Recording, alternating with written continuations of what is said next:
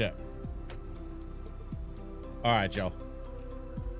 We gonna get it going momentarily.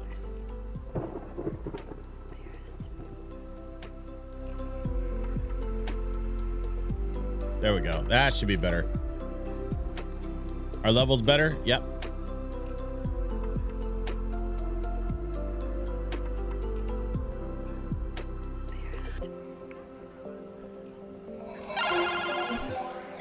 What's up, everybody? Welcome to the stream. My name is DJ Switch, and tonight we are back to doing all the power washing. I have been very much looking forward to the level that we're going to dive into tonight. This is going to be the stream where I take on the roller disco, which I am super hyped for, because I used to work actually for an ice rink, and I used to frequent the local roller rink here in Portland. Well, one of a few, but the very well-known one that's been here a long time is from a local amusement park called Oaks Park here in the Portland area. They have an incredibly old and famously well-known roller rink, which is still operational to this day.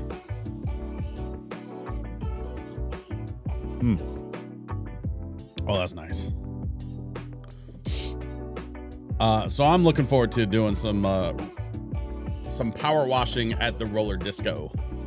But before we get into the roller disco stuff, we need to finish up some of our furniture. I was kind of playing catch up on some furniture things. So let's start there, and we'll give everybody a minute to hop on and see if folks want to come kick it for the roller disco level.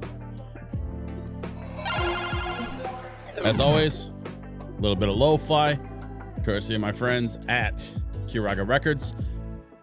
Little Persona 5, Tokyo Daylight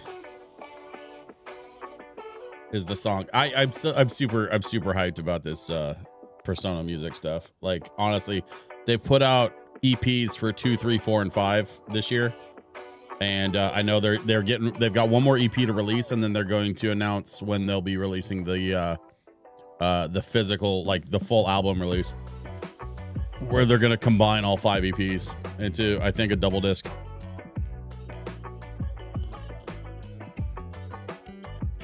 Which I'm very hyped for. I'm all about having 2 full records with just nothing but Persona lo-fi on it. I'm very okay with that. I've never even played a Persona game. I just know the music. And I know the music is some of the best stuff they put out this year. That's all.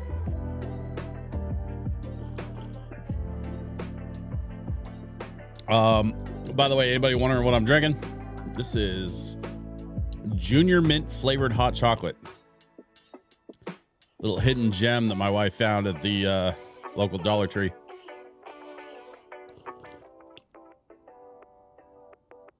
Man, that stuff is so good. Okay. Where were we? Oh, right, table. So I need to clean this table. Let's hit it with some soap. We're gonna shine it up real nice. And we're gonna find a nice little place for it. Ooh.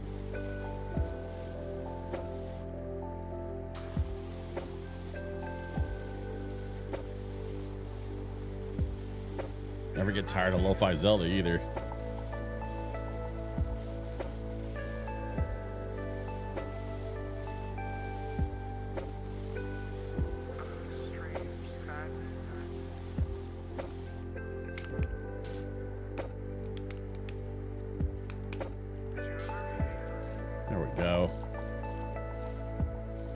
Soap breaks up the grime, and then we have a nice soft spray to just kind of wash away the soap and the dirt with it.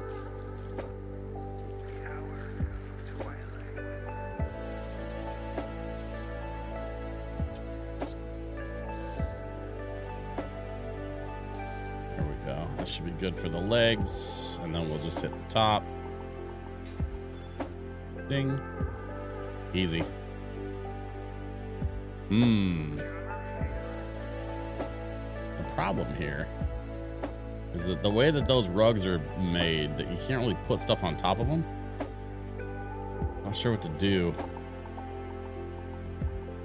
We could build a little space over here, I guess.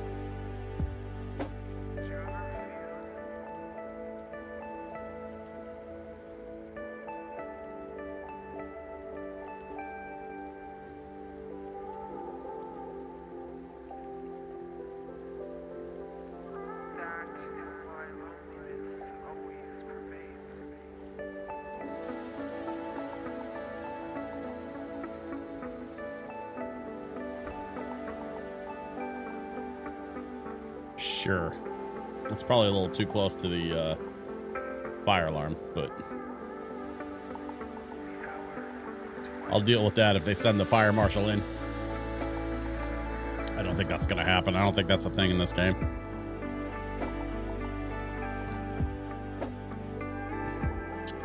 And then we have our little rustic chair. It's a little out of place with the rest of the decor. But I have multiple little seating areas that I've kind of built out in the lobby here. I don't think I necessarily need all of this furniture, but it's nice to have options for my guests, I suppose. Let's go maybe like here.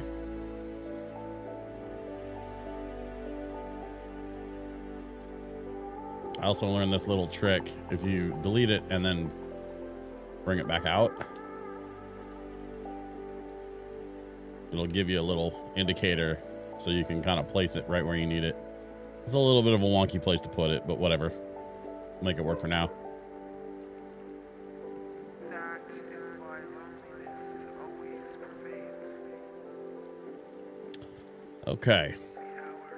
Well, that's it as far as the furniture is concerned. Let's start washing. And we have a roller disco. And I'm super hyped about this roller disco. It's going to be a lot of fun.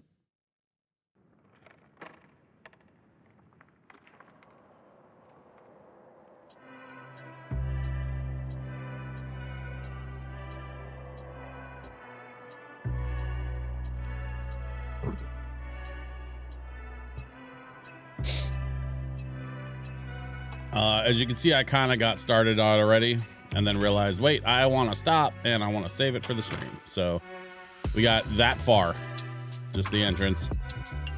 We're gonna, I think we're just gonna go section by section here. That makes the most sense to me.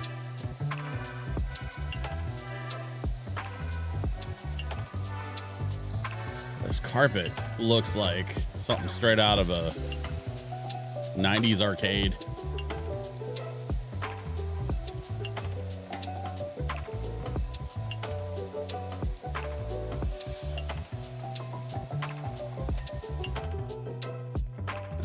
Carpet is wild.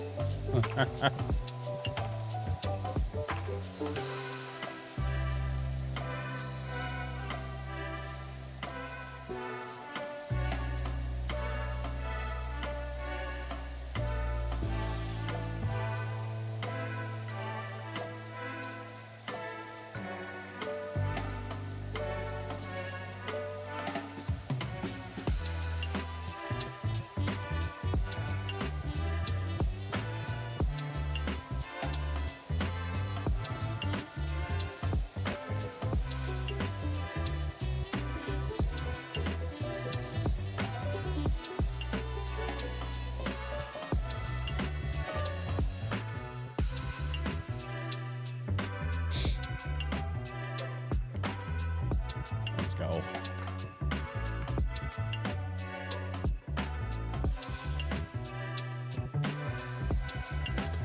I think the counter needs to be next.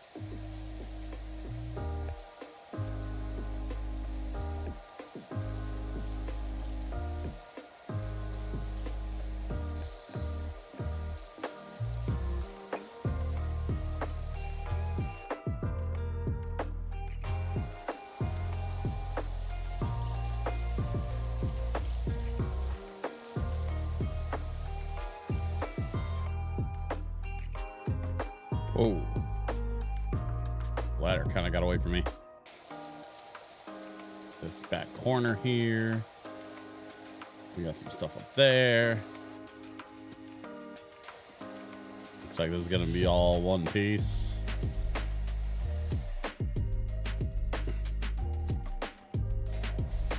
And I'm really looking forward to the next season of One Piece, the live action. I never watched the animated, and I realize at this point there's like so many episodes of the animated, it's just kind of insane. Over 1,000, I think I heard, which is wild. So I don't know if I'll ever like take the time to sit through 1,000+ episodes of animated One Piece. At least not anytime soon. Maybe someday. I don't know.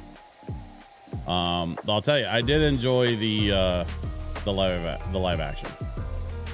Netflix killing it once again with the live action One Piece. Much the same way they did with live action Avatar. Honestly, Avatar: The Last Airbender live action was super dope, and I watched the show a little when it like the animated show when it was on, you know, back in the, I want to say late 90s, early 2000s, something like that.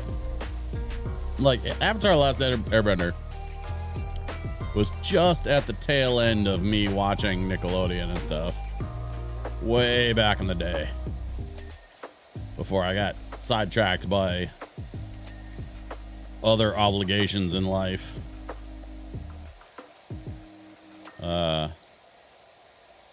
Girlfriends and music and driver's license and, you know, trying to have a social life. Social lives. Man, that was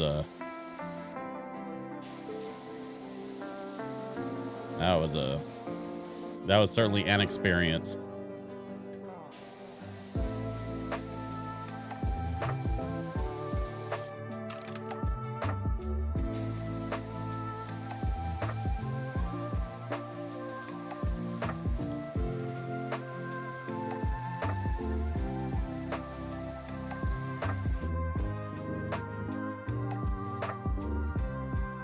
There we go.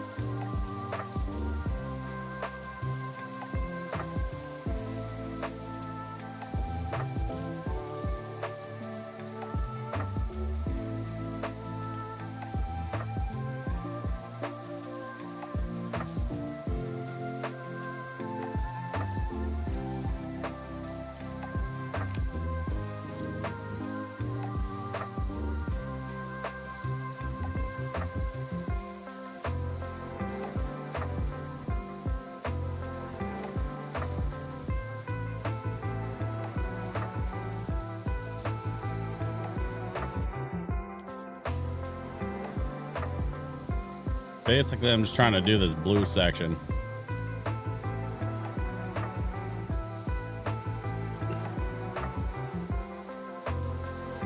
Couldn't even tell you how it's going.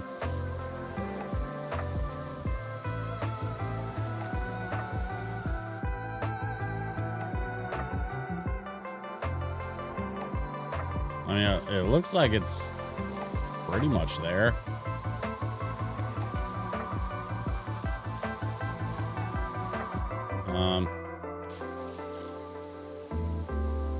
Maybe I need to get a little more thorough in the corners. Is that the problem?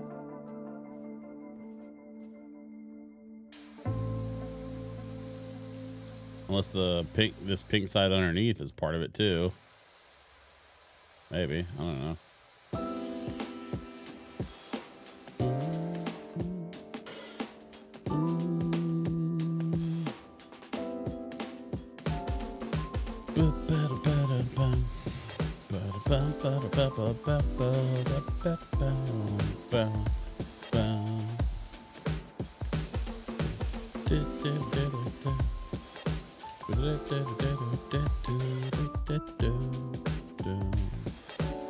Chemical Plant Zone.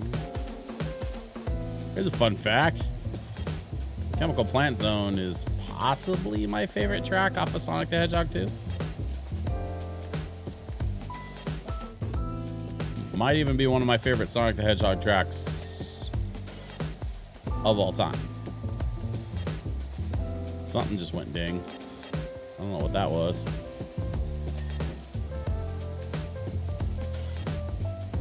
There we go. We got the blue section. We got the chores. We just got to get the cabinets. Let's go. Easy, easy, easy. This is where they keep like the cleaning supplies. Like the antifungal spray for the rental skates. It all gets kept in these cabinets. The extra paper towels and like spare parts for the mop. Because, you know, sometimes they got to be mopping stuff up. People spilling drinks or, you know, God forbid they get sick all over the rink floor. You got to go out and clean that up.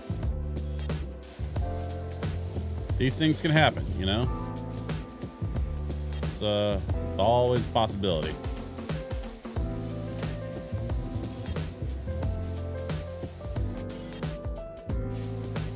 Of course, here at the Roller Disco, we encourage everyone to have a great time, but safety is paramount. And that goes for both your physical safety as well as your biological safety. We do not want to be spreading germs, and we try our best to mitigate that at every turn. I did not intend for that to rhyme, and now I feel extra corny. But I'm power washing a roller skating rink, so, you know, it's fine.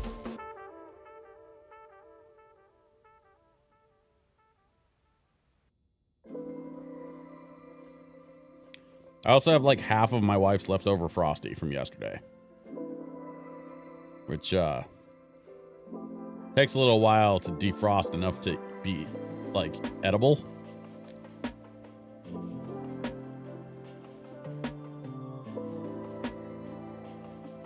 Man.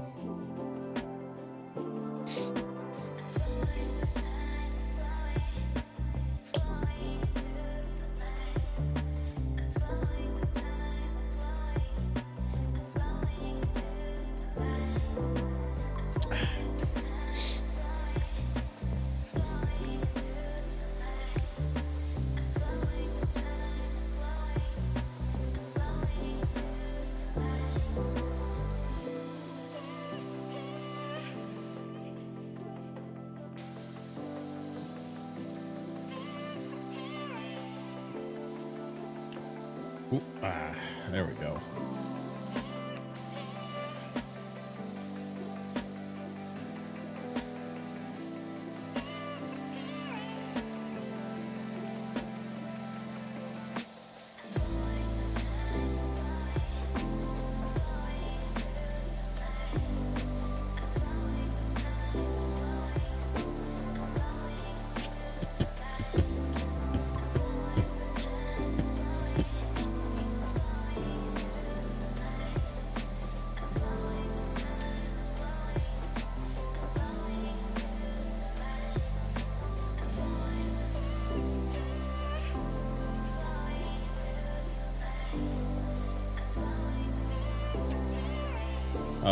This door is probably like a door to the back office area where you have like the manager's desk, probably like a safe for keeping cash on site.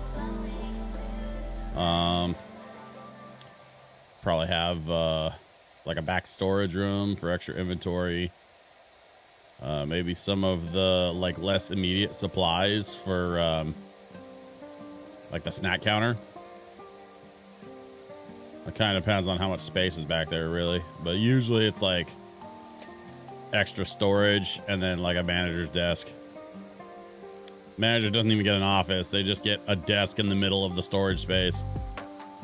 So they have like a shitty calendar on the wall, and then like a stack of like 300 rolls of toilet paper right next to their desk.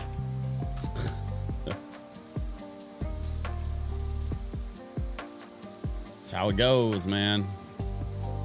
Most of the job isn't behind the desk anyway. It's out on the floor, so.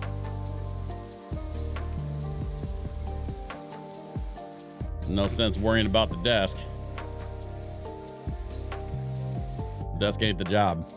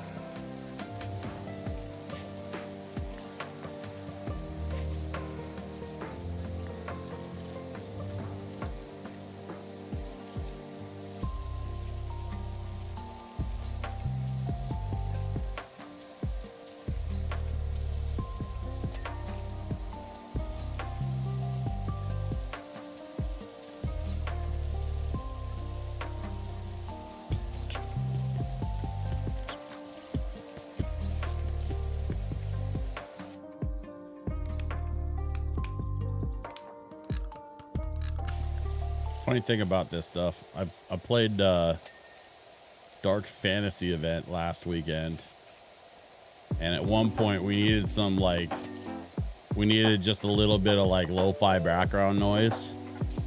So I threw on some of that Baldur's Gate lo-fi, mixed it in a little bit of Skyrim, a little bit of Zelda. Like it really kind of vibed with that whole Dark Fantasy setting,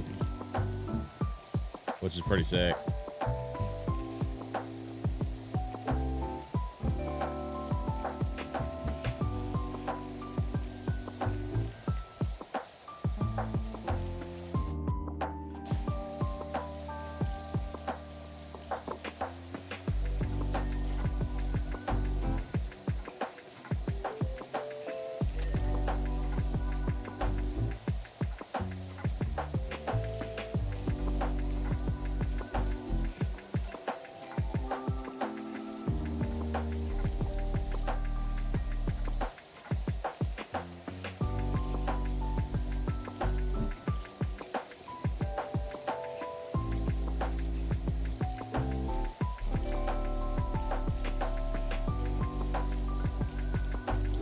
These rental skates are so much more colorful than the rental skates I remember.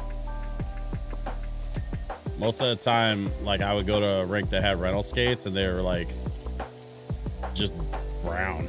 They were just dirt brown with like bright orange wheels. Like I think the idea was to, if you make them ugly enough, nobody wants to steal them. Which, I mean, it is a strategy. I don't know if it's the one I'd go with, but it is certainly a strategy. Of course, people be stealing roller skates and stuff anyway. I mean, people steal anything that's not tied down.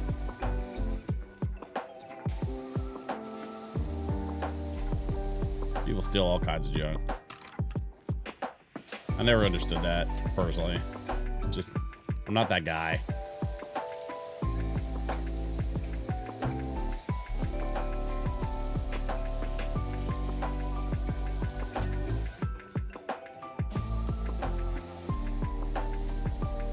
See if we can get this rack done. Come on now.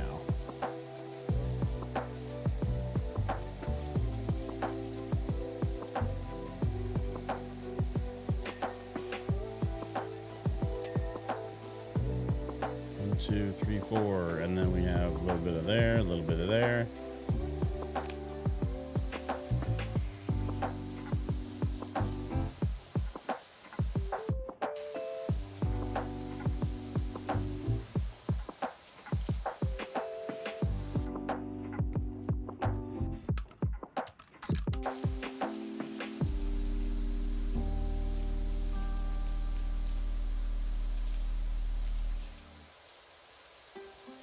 It's always the undercarriage.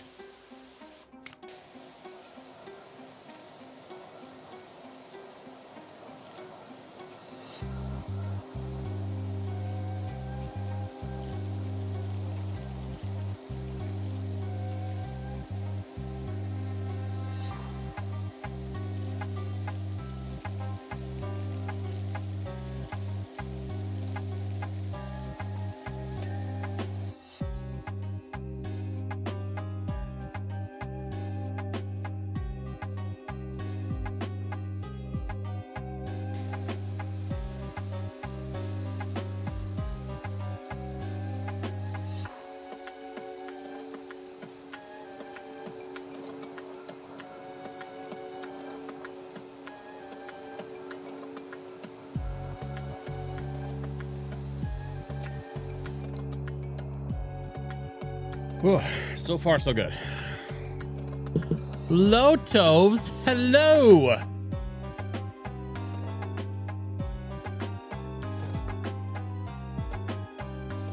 Apologies, I was not looking at my chat. How are you?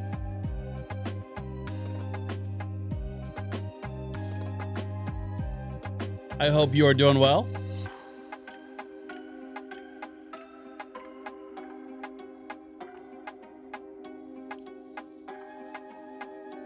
Sorry, I have chocolate.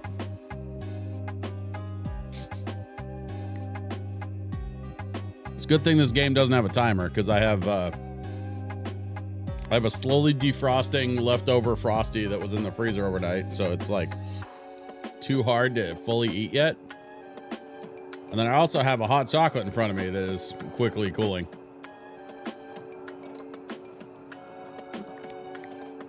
So if I time it right, I'll get them both right in the perfect temperature range.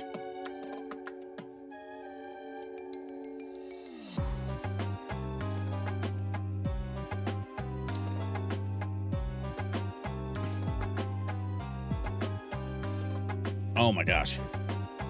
By the way, if you get yourself over to a Dollar Tree anytime soon, Lotovs, make sure that you pick up the Junior Mint flavored hot chocolate.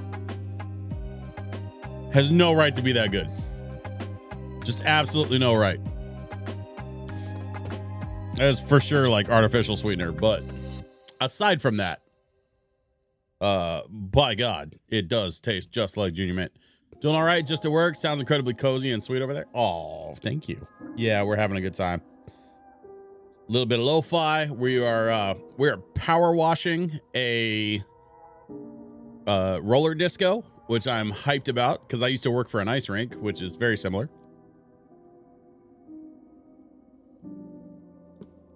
I was kind of saying at the top of the stream too, I also used to frequent my local roller rink. Snowhole is also here. Good to see you, Snowhole. Makes notes about hot cocoa flavors. Yeah. Go to the Dollar Tree, see if they have the Junior Mint flavored hot chocolate. We also got a Tootsie Roll flavored hot chocolate, which I was like, isn't that just hot chocolate? Like, it's chocolate Tootsie Rolls are just chocolate flavored. No, it's slightly different. Like, there's a very distinct taste to a Tootsie Roll flavored hot chocolate that, dare I say, is quite delicious. Just left work here, definitely needing the lo-fi tonight. Well, let me turn that up for you. We're vibing to a little Persona 2 lo-fi. This one's Morimoto Hospital from Persona 2 Eternal Punishment. Eternal Punishment. Ah, there we go. Washing 2.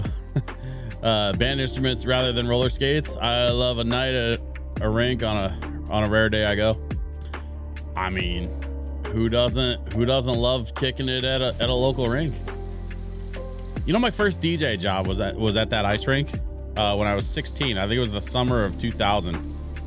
I was there for like 3 months, and I spent just as much time mopping floors as I did playing music. Like, I would say it was literally like 50-50. Half of my shift was playing tunes. The other half of my shift was like mopping rubber floors at the ice rink because all the floors were rubber, so you could walk around on your skates, even in the bathroom, which was pretty wild.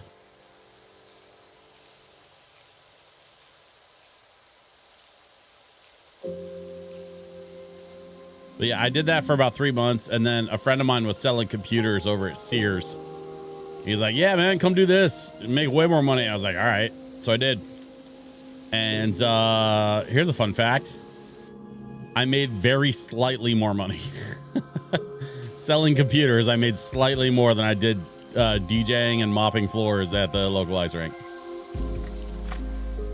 But it was an easier job. In some ways. I don't know. Sometimes I kind of wonder if I'd stuck it out with the ice rink.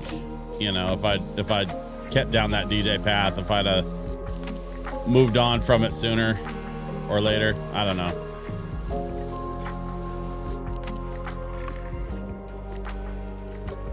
US Bank Stadium allows for roller skating and blading inside the stadium once a week.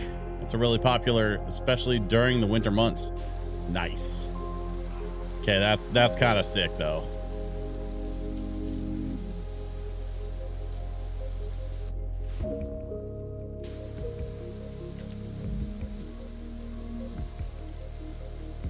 Like I would be super down for like a skate night at a like at a hockey arena, you know?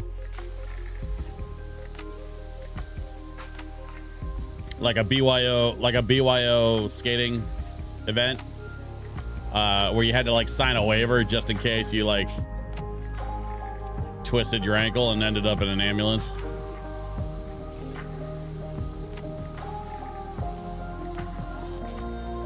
You could skate with the team, like hang out with the stars of the local team and stuff.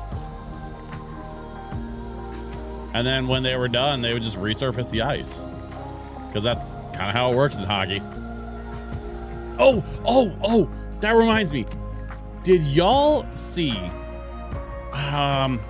where did I see that? Oh, I guess it must have been a TikTok or something. I just saw this thing where this guy was like breaking down some of the tech that they built into the stadium for the Seattle Kraken. When they built a new stadium for the Seattle Kraken, the NHL team that launched in Seattle just a couple years ago, they actually built a special roof that collects the rainwater so that they didn't have to use local resources for the ice rink. They could collect their own rainwater and then repurpose the rainwater for the ice rink. And I guess they collect something like 10 times as much as they use for the ice, which is just kind of incredible. Well, and you know, Seattle, I'm not sure how much, I mean, well, actually, no, Snowhole, I think you used to live there, right? But for anybody that doesn't know, Seattle is just right smack dab in the middle of the Puget Sound, right? And the Puget Sound is that area of Washington where it's like there's just a lot of water. And so it rains a lot because it's near the water. Basically, anywhere you go, you're not that far from some section of water that, you know, generates a lot of rainfall. And so it rains just a lot in Seattle. Yeah, Snowhole, you know this already. So using the stadium roof to collect rainwater to repurpose for the ice rink is so genius. We do get a lot of water. Low Toves, are you in Seattle? I keep forgetting, but it sounds like you must be up in that Puget Sound area. Much water, very undry. Yes, I would describe the Pacific Northwest as very undry. Yeah, this is where I live. Ah, nice. Yeah, I saw that thing about the Seattle Kraken. The Kraken is, I believe, the most recent expansion to the NHL. I don't know if there are any teams that are newer than that. I think there was another team that got maybe relocated and rebranded since the launch of the Kraken. But the Kraken was like a full-on ground-up expansion. So like they needed a new stadium, and it's like a whole new, like it was a whole new organization being added to the roster of teams in the NHL, which is kind of sick. That doesn't happen a lot.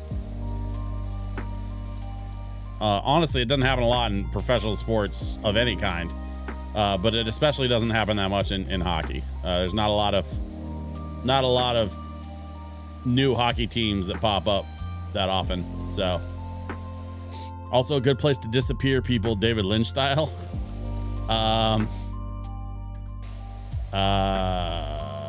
Snowhole, you all right, buddy? You want to talk about it?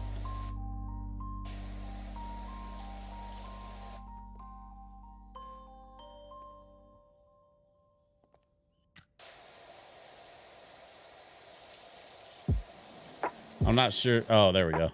I was like, yeah, am I missing a spot? The yellow one I think I got already. So let's go back to this like bench booth. This booth bench. Whatever this is.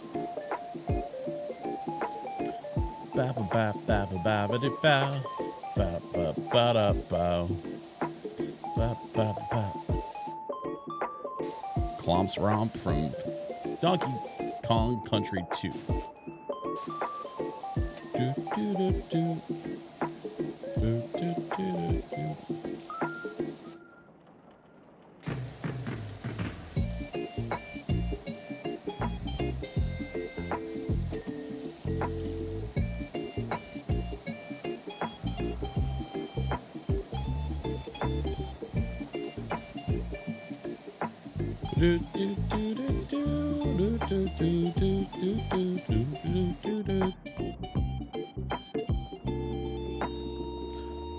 Very 80s roller rink, like one of those cups from Taco Bell.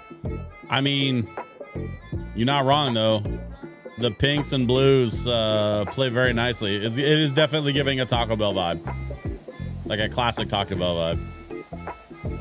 Especially because we just had that Y2K menu they did a couple of months ago at Taco Bell, where they teased us with the chili cheese burrito and then took it away from us again.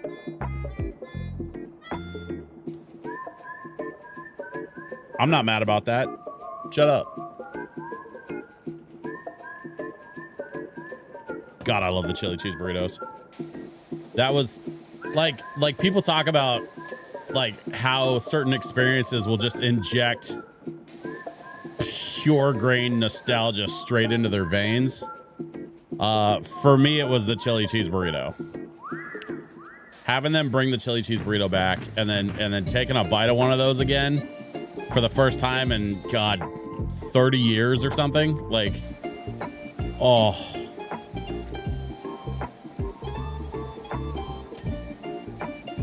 And there was like a beef and bean burrito that was kind of close to the chili cheese burrito at the place called Green Burrito, which used to be part of like Carl's Jr. And my wife managed this video game store for a while in a town that was about half an hour south of us, where we were living. This was like years ago. And her store shared a parking lot with a Carl's Jr. and a Green Burrito. So every once in a while I would go take her to work and then I'd go run through the Carl's Jr. To try and get one of those burritos, because as soon as I found out that they tasted very similar to the chili cheese burritos, I was like immediately hooked. And then I don't remember what happened, but I think she moved to a different store and we stopped going down there to that particular store, because she ended up like managing a different store in the company, which was in a different town. Congrats on the new doggo. Thank you. Yeah, she's a handful. But she's already taken to me a lot faster than our last dog did. Our last dog, we got him a little older and he needed a lot of patience and sort of like untraining, because we think he had been through a couple things by the time we got him, because we got him, I think he was like 6 or 7 months by the time we got him. And this one, she's 11 weeks. So she hasn't been through some of the same things that our last dog Einstein went through, which is really good. It also means that she's learning very quickly. She's already starting to understand some of the patterns and routines for, you know, going outside and for eating in her kennel. We try to feed her in her kennel so she learns that that's like her space, you know, which is so far going really well. I've been pretty impressed. I was a little concerned because she is just a little ball of energy. And my wife, you know, has been a little bit stressed out just because she's been a lot. She's been a real handful. But man, she's adorable and she's learning so fast. So I'm, you know, I was a little concerned at first, but here we are a couple days in and like we're already seeing some improvement. Like she slept better last night than she did the first night already. So yeah, everything so far has been really encouraging for the most part. Just in the last, I would say the last probably 48 hours.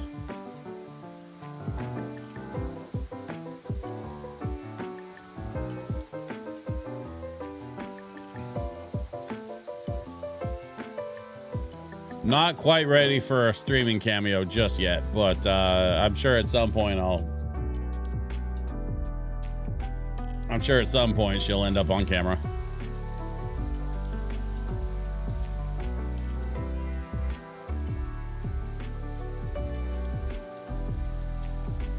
And we definitely wanted a girl too, because that other dog I mentioned, Einstein, it's a little hit and miss with him, depending on, you know, with boy dogs. But he gets along with the girls really well at the park, and so my wife kind of picked up on that. She's like, maybe we just get a girl, and he, you know, because he tends to play really well with girls. He's a lot less threatened, I guess. I don't know.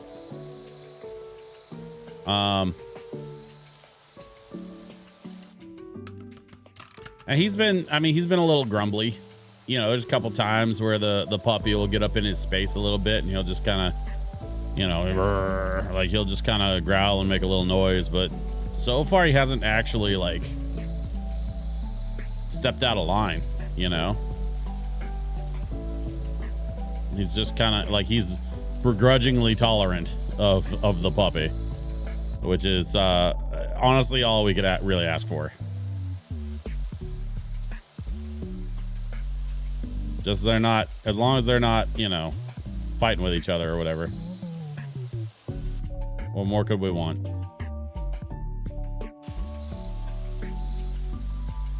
How is this not? There we go.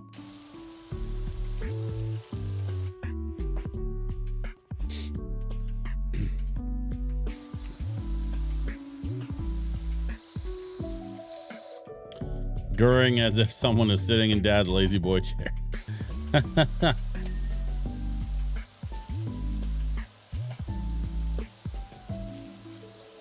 Something like that. I honestly, man, like, I need a lazy boy.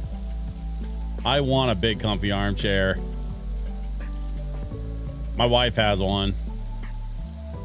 I don't get to sit in it because I don't think it's really made for guys my size, if you know what I mean. And I broke a chair of hers in the past, so I don't want to break this one. But man, I really want a nice big comfy armchair. The dad chair.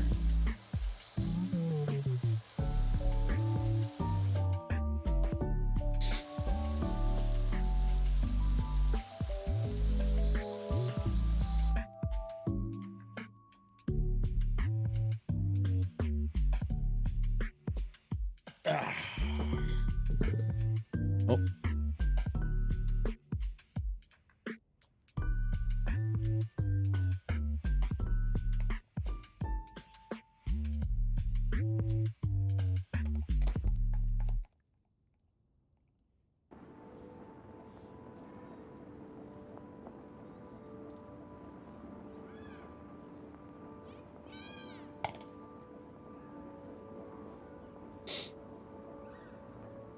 There we go. Okay. Chocolate fix achieved. Let's get back to power washing. Yes, where were we?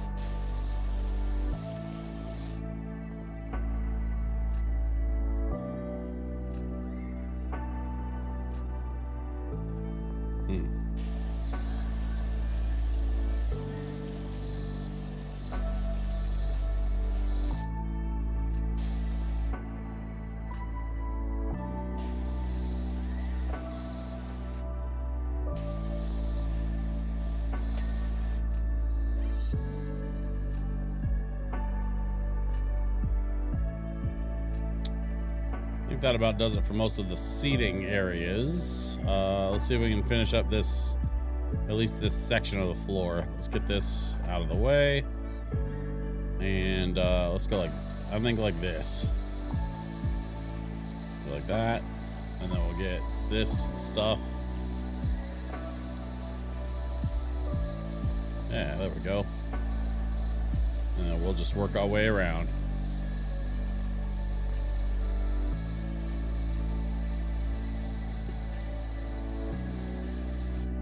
All right, so y'all that are watching this, I gotta know, tell me if I'm wrong, but is this not the most perfect level for lo-fi? A little bit nostalgic, a little bit vibrant, a little bit chill. Like, this is the ultimate lo-fi power washing level. You can tell someone put some thought into this level. Yeah, I mean, shit. There's the manager door. Back there is the manager's desk. That's where he keeps his like shitty wall calendar and like 300 rolls of toilet paper. And the old mop and bucket, because they're currently using the new mop and bucket, but they keep the old one back there just in case the new one fails or they need a backup.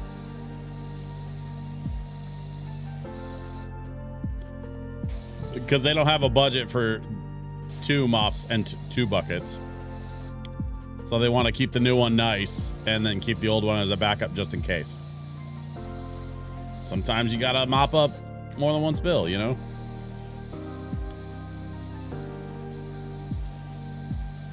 It's a roller ring. Spills are a safety hazard.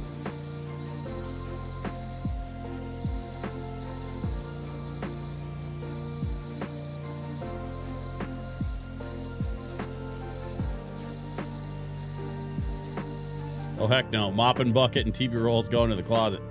I always have the good calendar.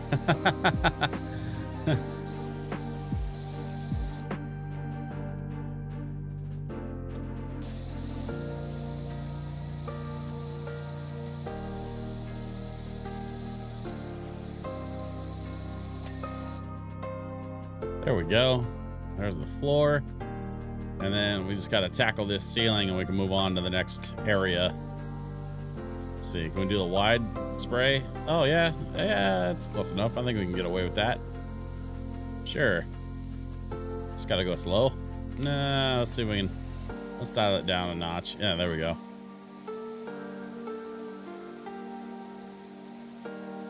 Kind of a nice, happy medium. Low toves is very complimentary. Yeah, I completely agree. You know what I'm talking about. This whole level is just a shot of nostalgia.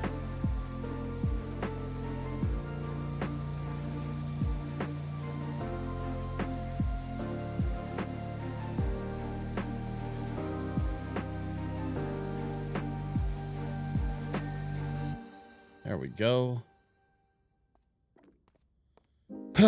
Okay, let's see what else. What's next? Where are we at?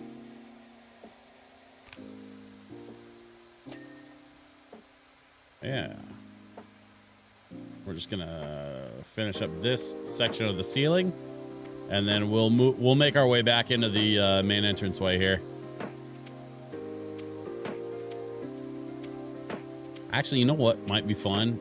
As soon as I get done with this section of the ceiling, let's take a little tour and see how big this. I don't even know how big this place is. It says I'm at 16%, which means like this will probably take up most of my night, honestly. Like I imagine this is gonna take a good chunk of the stream, if not all of it, and then some. It'd be interesting to see how far we get.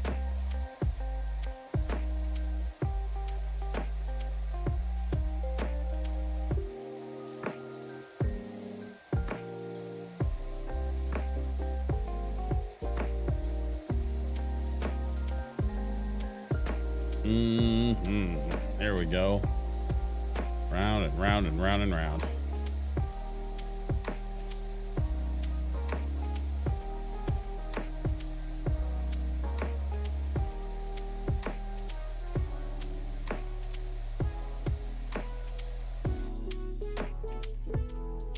I drew a heart. It's a weird looking heart, but it's a heart.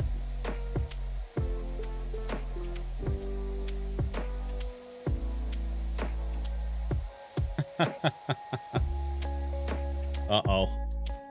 I'm being attacked. Someone help. I'm currently under attack by an adorable puppy. Hi. All right, let's switch to the other cam. Everybody, this is Lydia. Ms. Lydia Dietz. She's 11 weeks old and is very tired because she has been playing all day.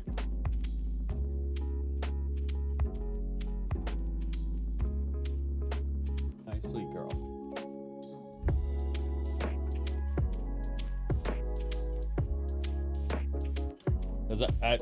Have you had enough? Is that it? Okay. She's heavy. Okay. Yeah, she's a big girl for her age. We think she's going to end up being pretty close to, or maybe even slightly bigger than our current dog, or our other dog, I guess I should say, because she's our current dog too now. Our other dog, Einstein, is like, what, 50 pounds? Closer to 60? Stop feeding him. Yeah, about 60 pounds. We think she's gonna end up pretty close to that, or maybe even a little bigger. But she's a sheepadoodle and husky mix, which is just absolutely adorable. She's got those floppy little ears.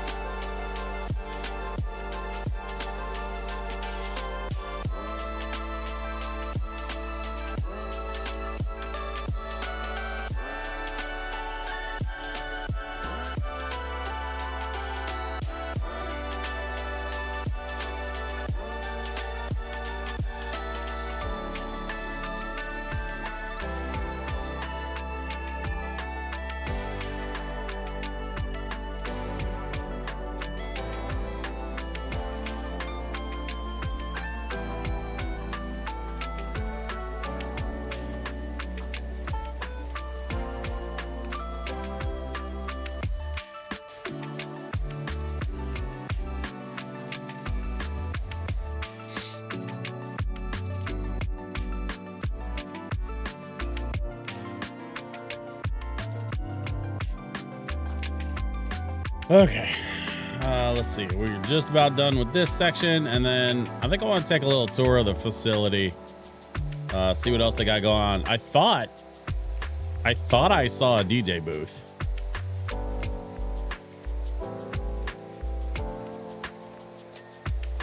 Okay. So there's the whole like rental counter.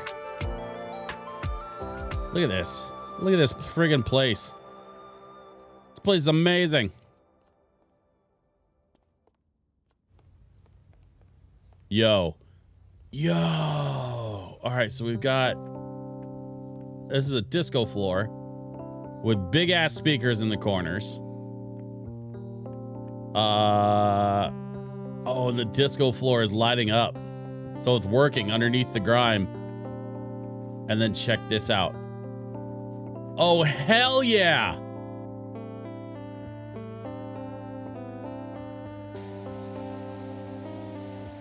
This equipment is fake as hell, but whatever. It's equipment. Don't know why the tone arms would be like opposite each other on those turntables. That's weird. This tone arm should be over here.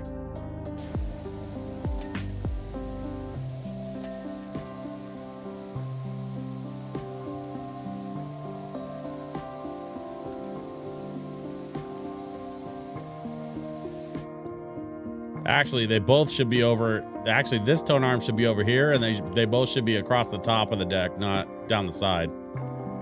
That's called battle style. Is when the tone arm is across the top of the deck. It gets the tone arm out of the way so that you can use your hands better without bumping the tone arm.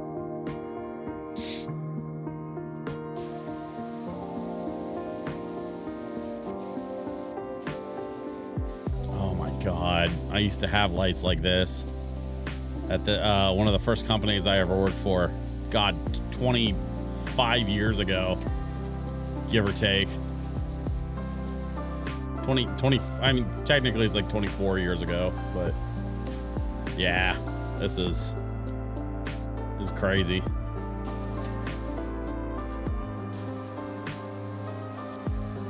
These balls with like colored lenses, and then there's just like a halogen lamp in the middle.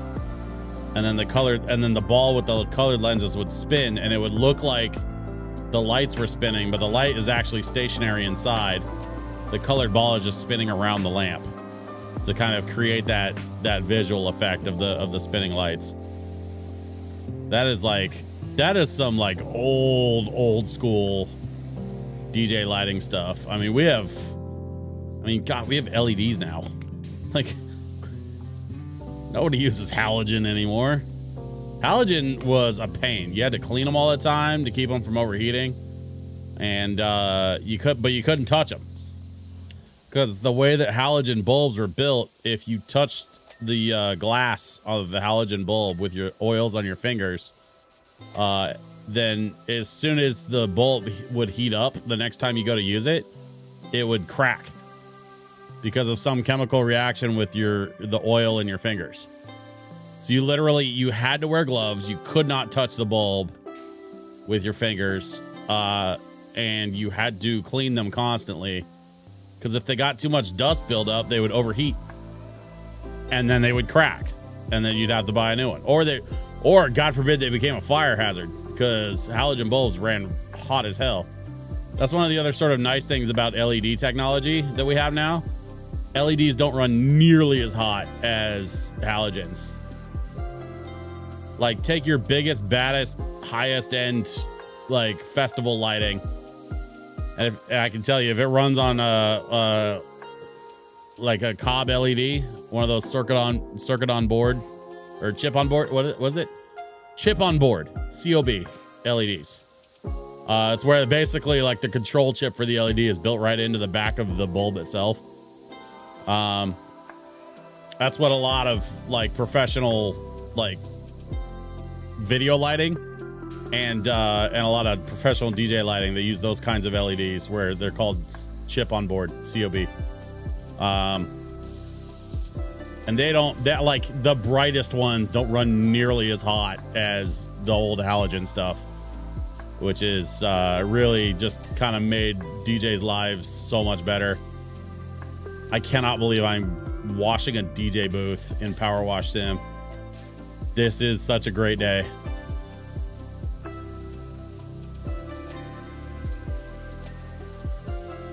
Why are there faders on the front of why? Who is touching the faders on the front? Oh, I see. It's supposed to be a big fake boombox. That's what's happening. So it's supposed to be like an equalizer on a boombox, but it's not real. It just makes no sense.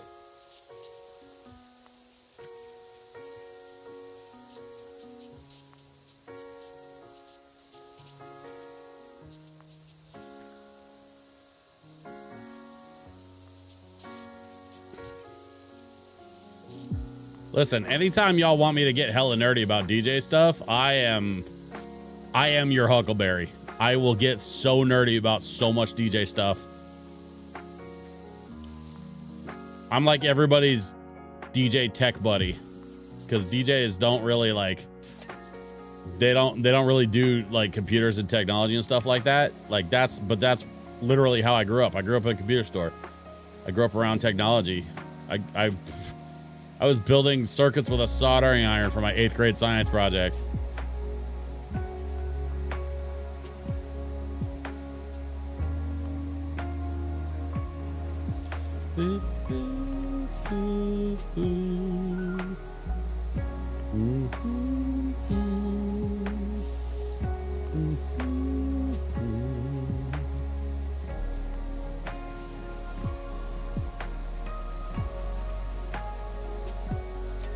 There we go.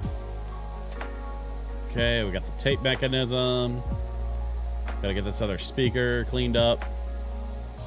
We're really close to affordable LED wire that's both really bright and flexible. I'm in a band where we all got lights on our horns, so it's exciting.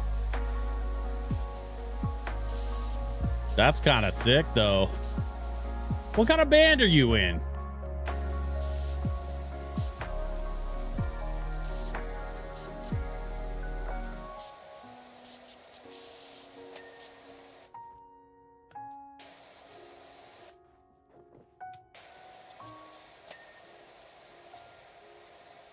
Lotobs, did I know that you were in a band? Have we talked about that before?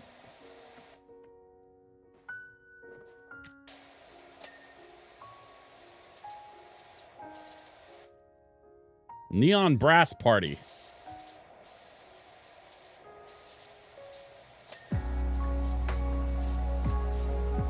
I don't think I'm familiar with your work. But that is a sick fucking band name. I'm in a few in Seattle. Oh, okay. What do you play? Like, what's your horn of choice? I'm assuming based on your last comment that you play horn of some kind.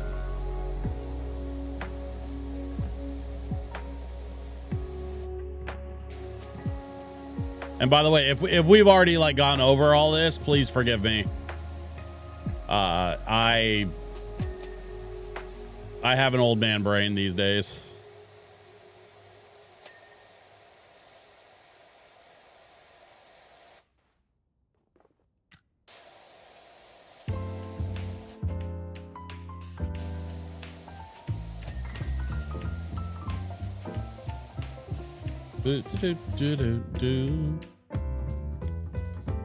Tuba at Mac Mini, I was playing trombone. Okay.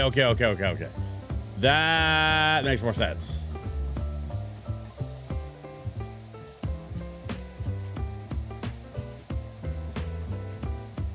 So you were in the were you in the trombone Gamer Bones group with V and them?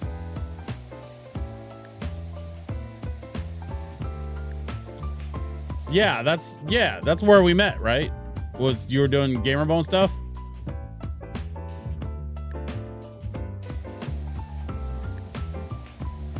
By the way, V saw my picture of my new puppy on Facebook, and her immediate response was, "I want to meet her."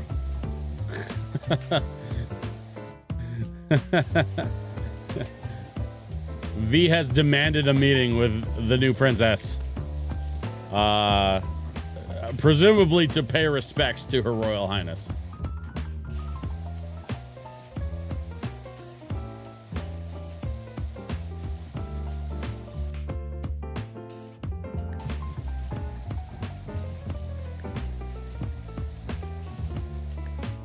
I'm sorry. Wait, hold up. Is this a padded room? What the hell is that? Is that a bird?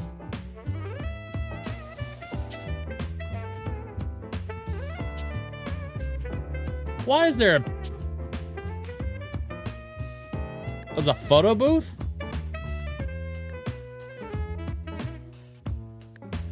I'm so confused. We got benches. We got some counter spaces. We got a weird wavy bench thing. Rip that out. This is so sick. Oh. Okay, hold up. I don't know why I didn't see this sooner, but you can turn on the DJ table.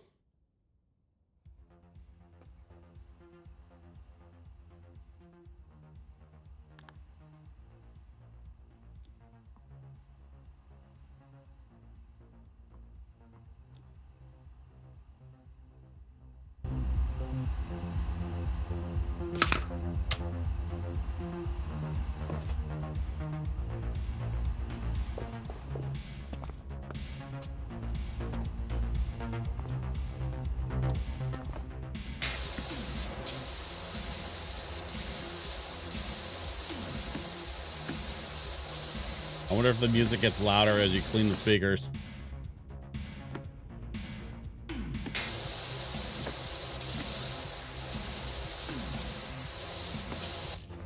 That does not appear to be the case.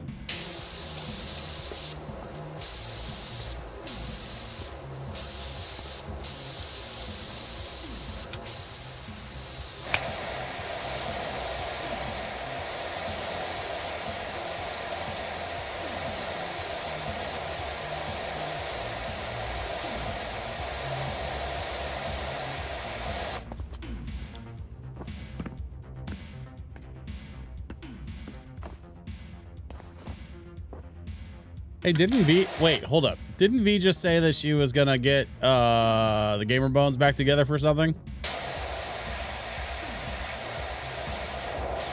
Is there some other Gamer Bones performance that's happening soon?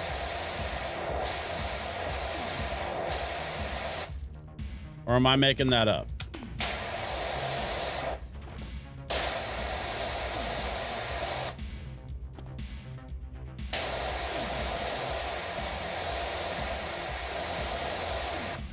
I know about her all-female Street Fighter project. That should be cool. Just trying to get that done next year for the anniversary of Street Fighter. I need it. Oh, there we go.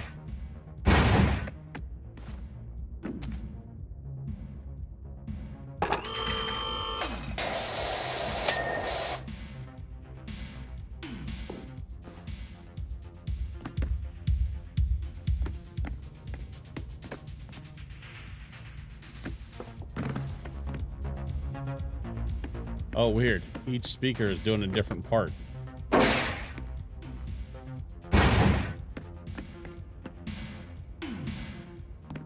That sounds like the snare. That's a kick.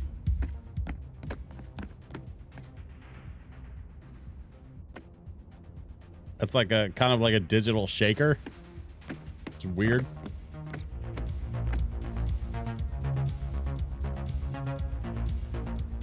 And that sounds like the synth line. So we have synth and bass. These are just cosmetic, it looks like. They're not actually working speakers. So these are the speakers here.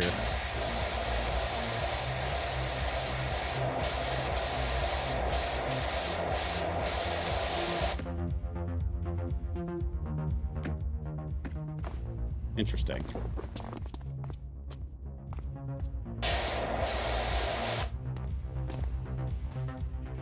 Oh, what are we doing? What are we doing? Drop everything. We got to get this mirror ball cleaned.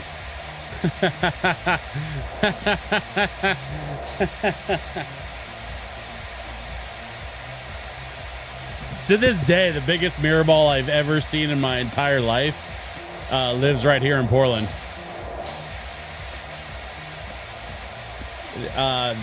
There's a company called Hollywood Lights, and I don't remember the exact dimensions, but I believe their mirror ball has an 8-foot diameter. 8 foot. I'm 6'4". There are no NBA players that are 8 feet tall. So how they have a mirror ball that is taller than anybody in the NBA is beyond me.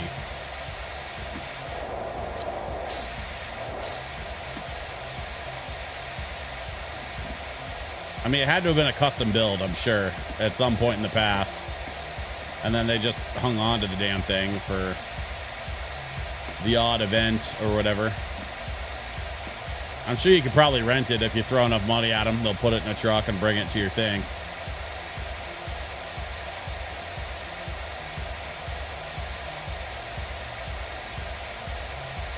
Look at that mirror ball go. Holy shit. This is awesome. This is so good.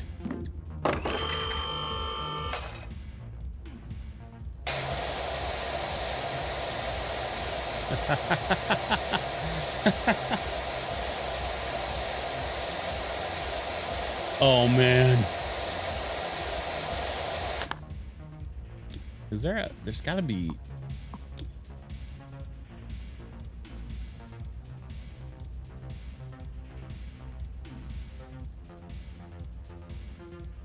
Water volume or ambient volume?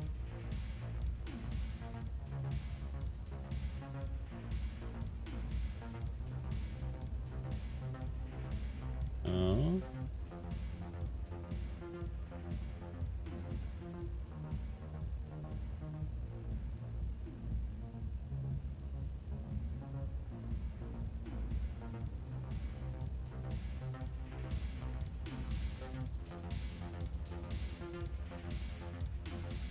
No, that's not it.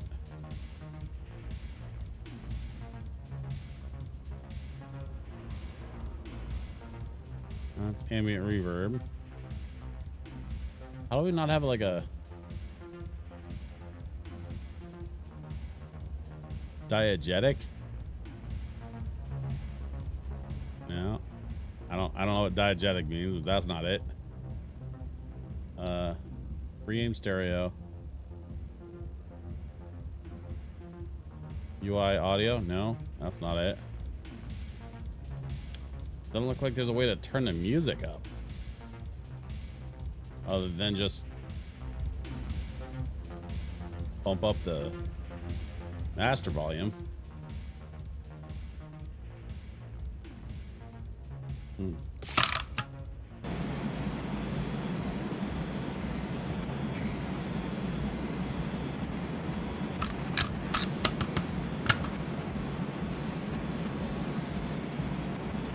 We're just gonna roto scrub the mirror ball.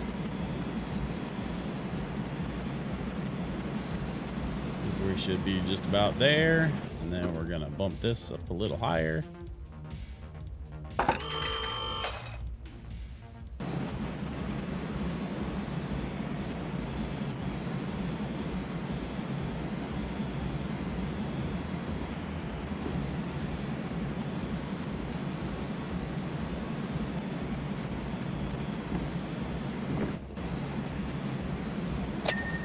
There we go. We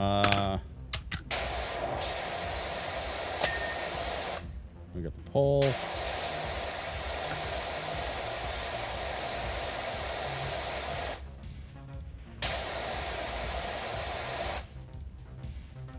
Okay. So we got that speaker. Let's go get this one.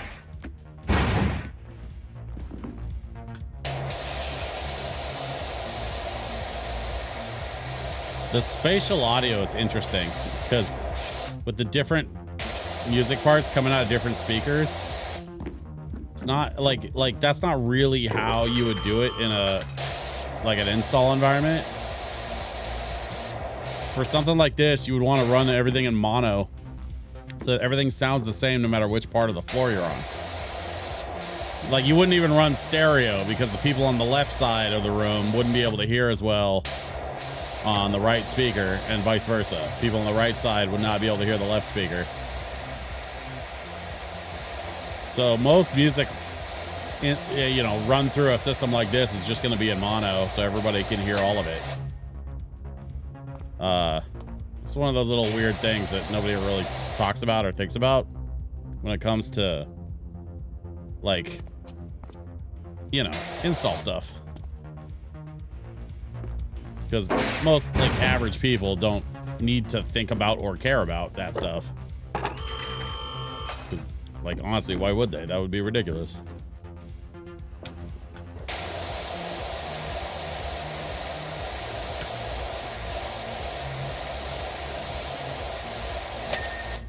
There we go.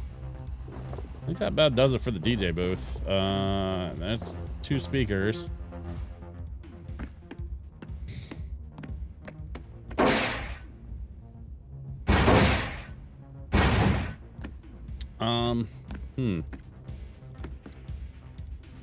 I really want to clean this floor and like get the rest of these speakers done.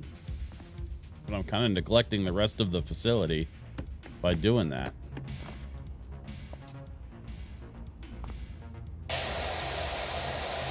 Photo booth.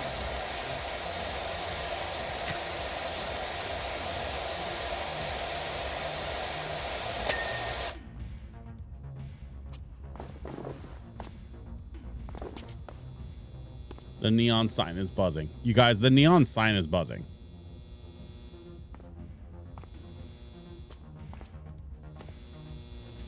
That's amazing. The audio is so good. Shit. All right. Well, just bang out these other speakers, I guess.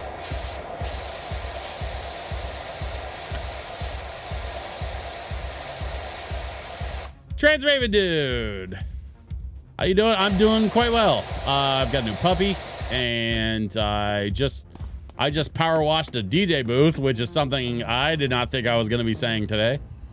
But we do in fact have a pair of turntables and some, you know, AI generated version of a mixer and a bunch of knobs and buttons and dials. DJ booths are notoriously known for their knobs and buttons and dials, and this one does in fact have some. And now we're scrubbing speakers. By the way, we're at a roller disco. So if you're wondering like what's up with the walls around the dance floor, this is not a dance floor. This is a roller rink with, you know, light up disco tiles. And then you go over here to rent the skates. And then you can go in here and you can roller disco your night away. I don't know what happened in here, but it is friggin' filthy. We're gonna get these speakers cleaned up and working like they should.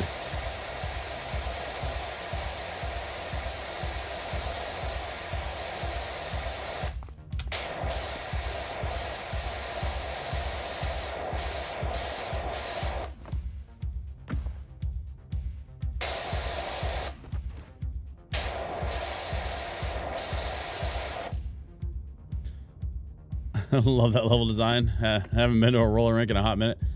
Yeah, they kind of killed it with this one. Shiyakun is here. What's up, Shiyakun? Don't mind me. I'm just over here power washing the DJ booth and speakers at a roller disco. Although I want to put the lo-fi back on, so let me hang on. Let me stop the turntable real quick. Okay. We'll go back to some lo-fi. Okay, but for real though, this level is the best. I gotta turn the volume back to normal.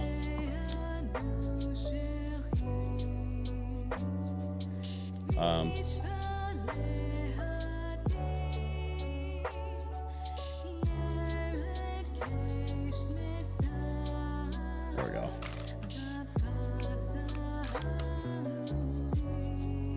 Gotta clean that sweet DJ setup. Right. Right? You ain't lying.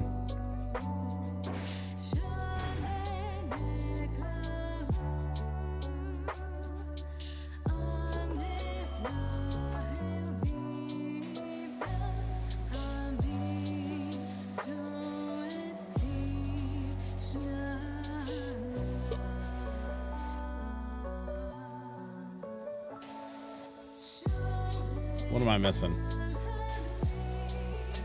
There we go. I can't stay for long this time. I hope you all have a wonderful day / night. Trans Raven Dude, thank you so much for stopping by. It's always good to see you. I would love it if you'd hang out more. It's always nice to have you in my chat.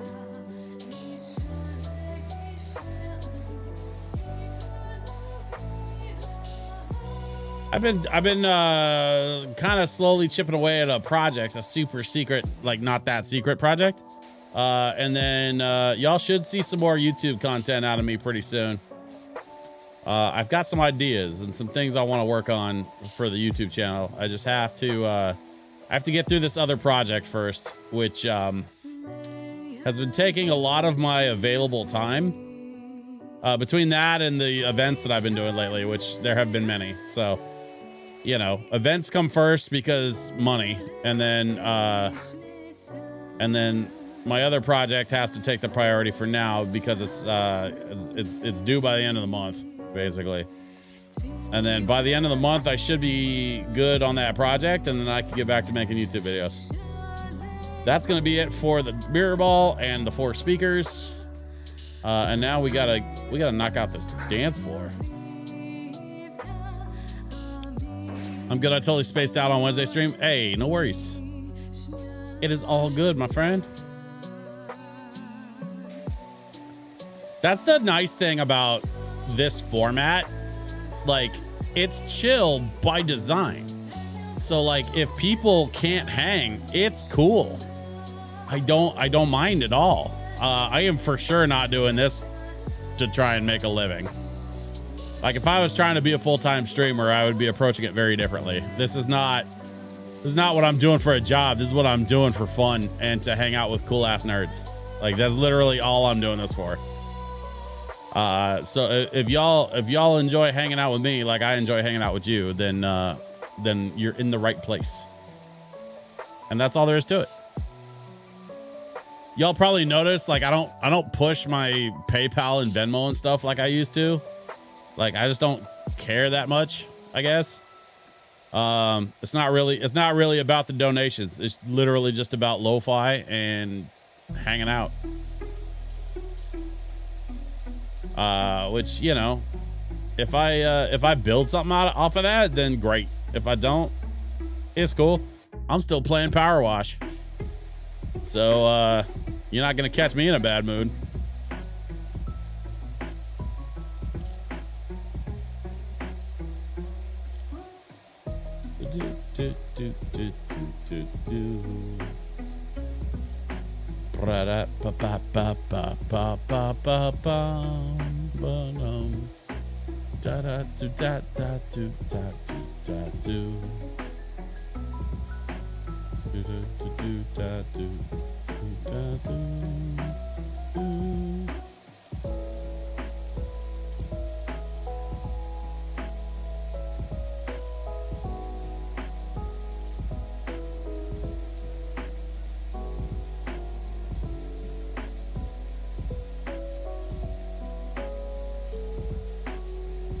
This is so freaking satisfying.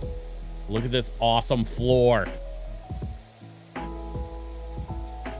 If I had the money, I would probably buy a floor like this. I do know where to get them. And I do know how much they cost. And I will tell you right now, as much as I would love to have a floor like this, they definitely cost more than I'm willing to pay.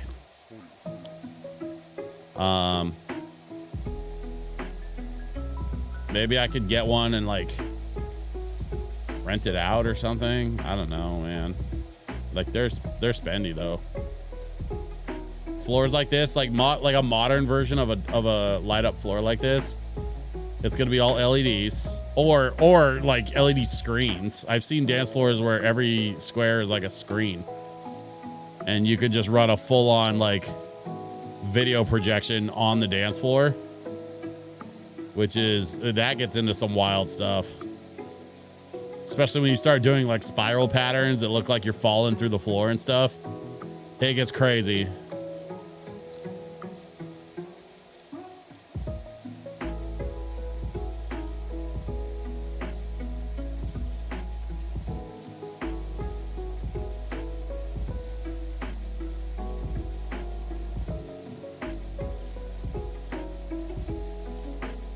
Oh, it's so satisfying. We're just gonna keep going around and around and around in the pattern.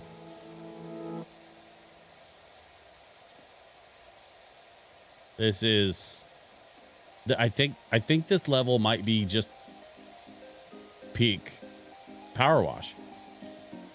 This might be the greatest power wash level of all power wash levels.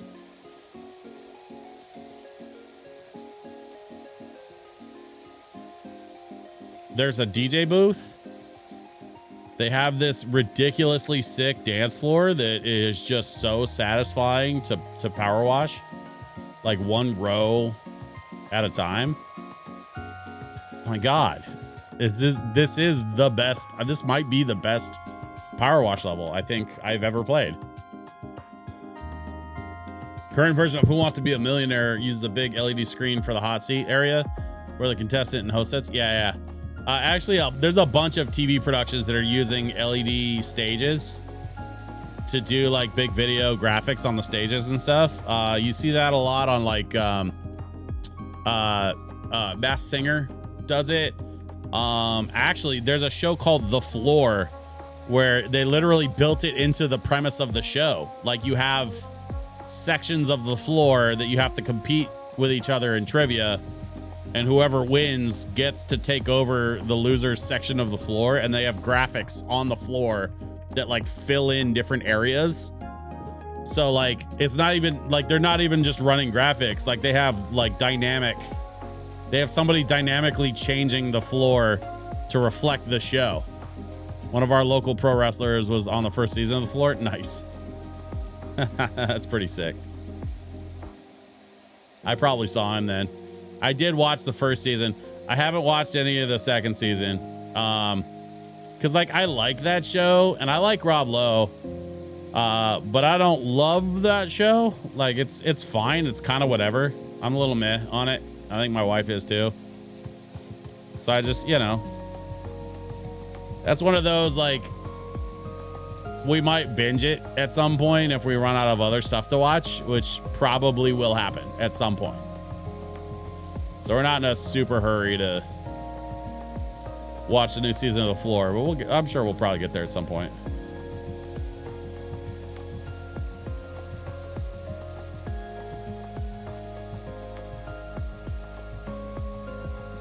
Yeah, look at that. Oh my God.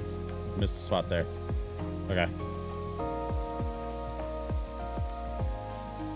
Let's go.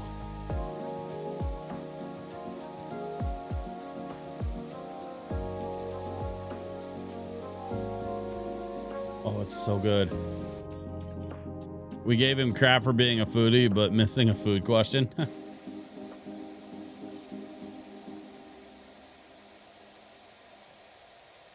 That's funny.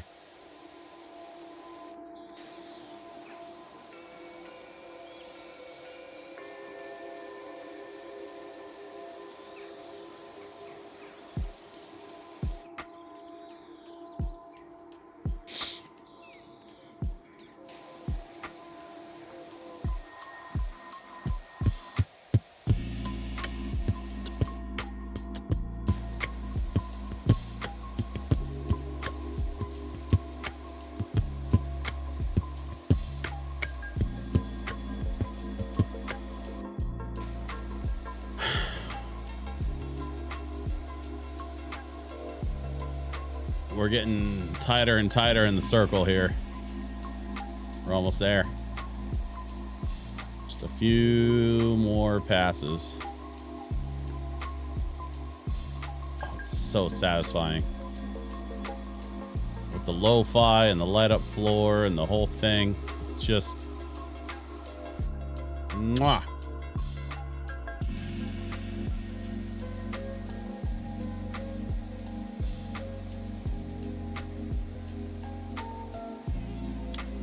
All right, let's just let's shorten up the process here.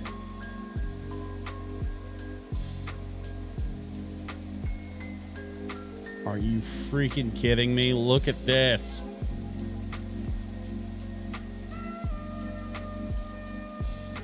Y'all see this? Oh, dang, it's all done.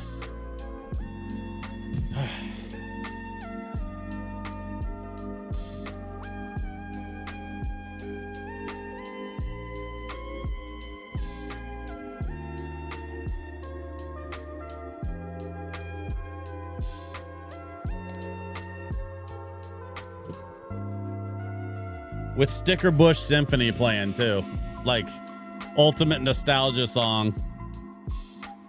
I would want a floor like this in a boardroom of my company. Colors would change depending on if the line went up or not.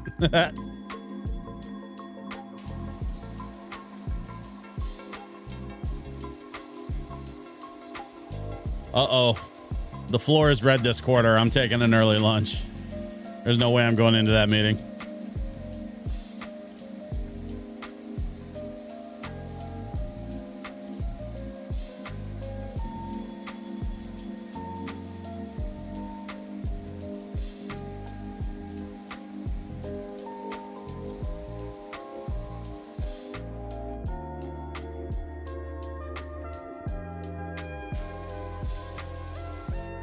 Now you're ready to do?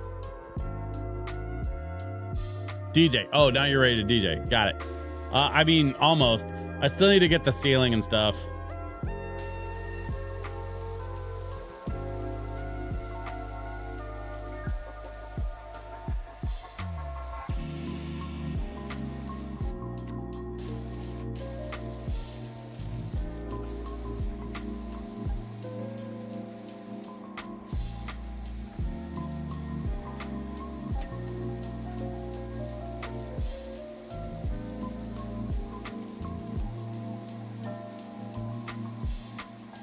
It's cool how the pattern goes up the wall.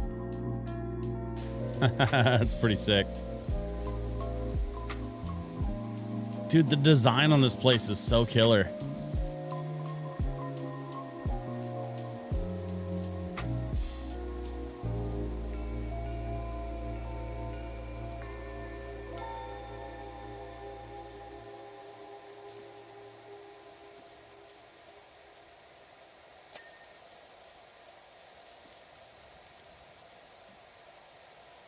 Aside from the Fisher Price, my first turntable set, like that's my only complaint really, is that I wish the turntables were a little bit more realistic, which is honestly not that big of an ask. Like just look at a picture of turntables. It's not that hard. Believe me when I tell you, there's plenty of them on Google. I've used so many like turntable pictures over the years for like club flyers and stuff. Like there's no shortage of people taking pictures of their DJ setup. Even though only DJs give a shit about that stuff. Believe me, I am well aware.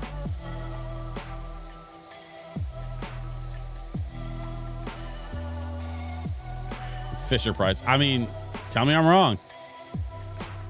Listen, look at this thing. Those colors and that unrealistic ass looking turntable setup, like there's no way you could tell me that's not made by Fisher Price. Only Fisher Price would have two identical turntables with two different facing tone arms. Like which way does that deck even spin? That's so not right. That tone arm either needs to be across the top or it needs to be over here in this corner going down the right side. Like this is just wildly inaccurate.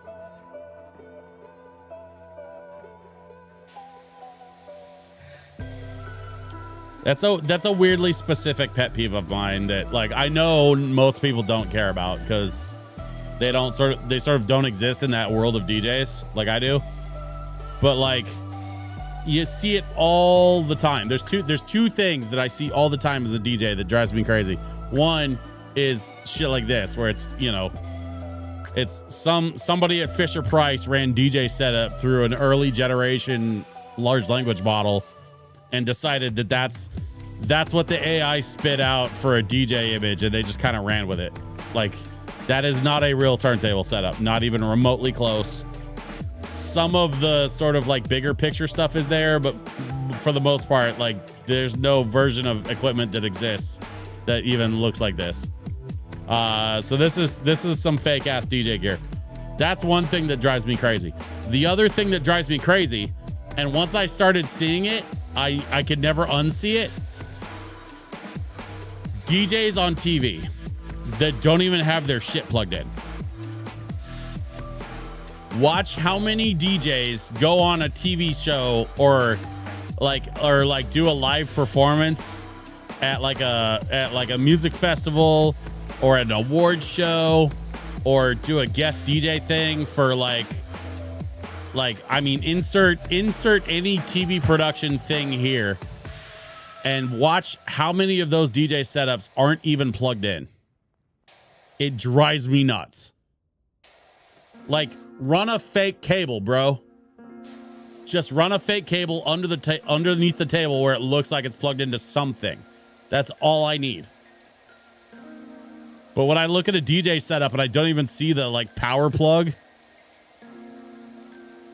like, bro, like, who are you fooling? What are you DJing on? Or like, I can't even tell you how many movies I've seen where they do a close up of the DJ scratching at a party and the deck isn't even lit up. So like, it's not even on, but he's scratching his little heart out.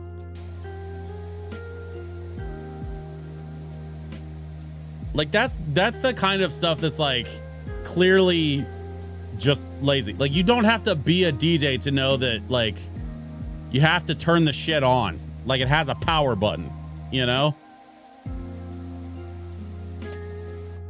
Anyway, that's my rant for today. Sorry, I know we're trying to lo-fi and chill, but I had to get on my soapbox just a little bit about that one.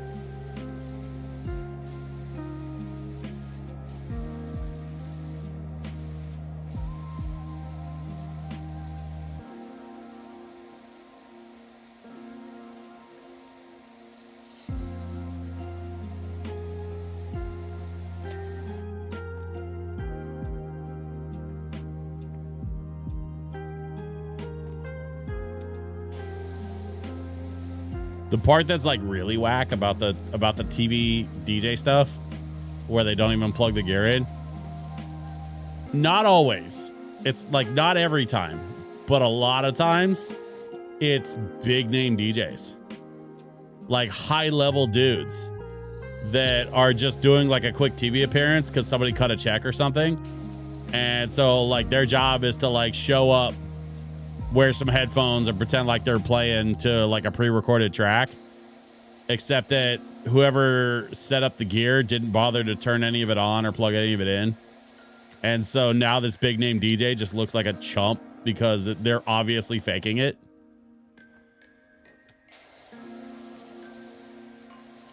Oh, it drives me crazy every time. Okay, now I really am done. No more, I promise.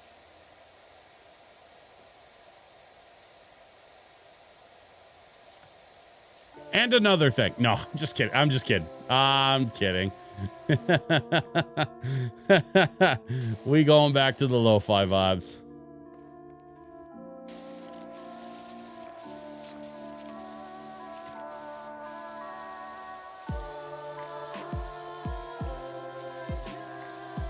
On this week's episode of An Old Man Complains About Television DJs, Part Infinity.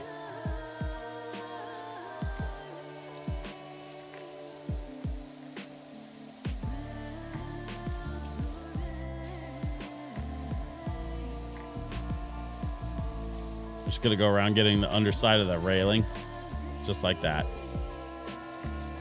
Get that railing polished up.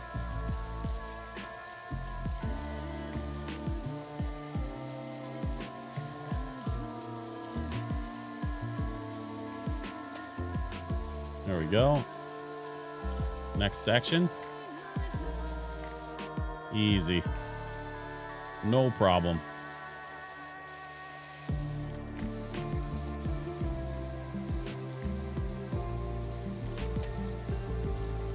Hell yeah.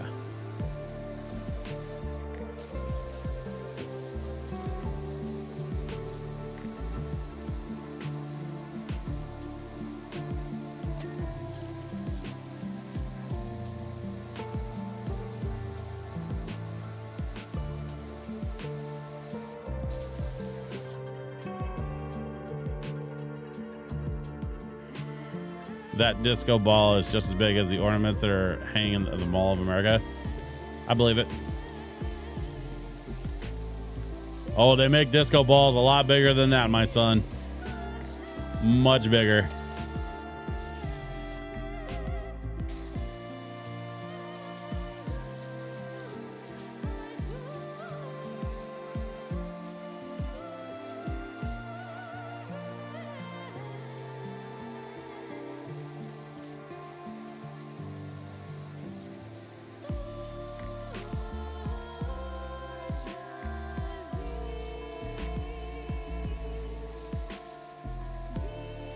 Yeah, let's go.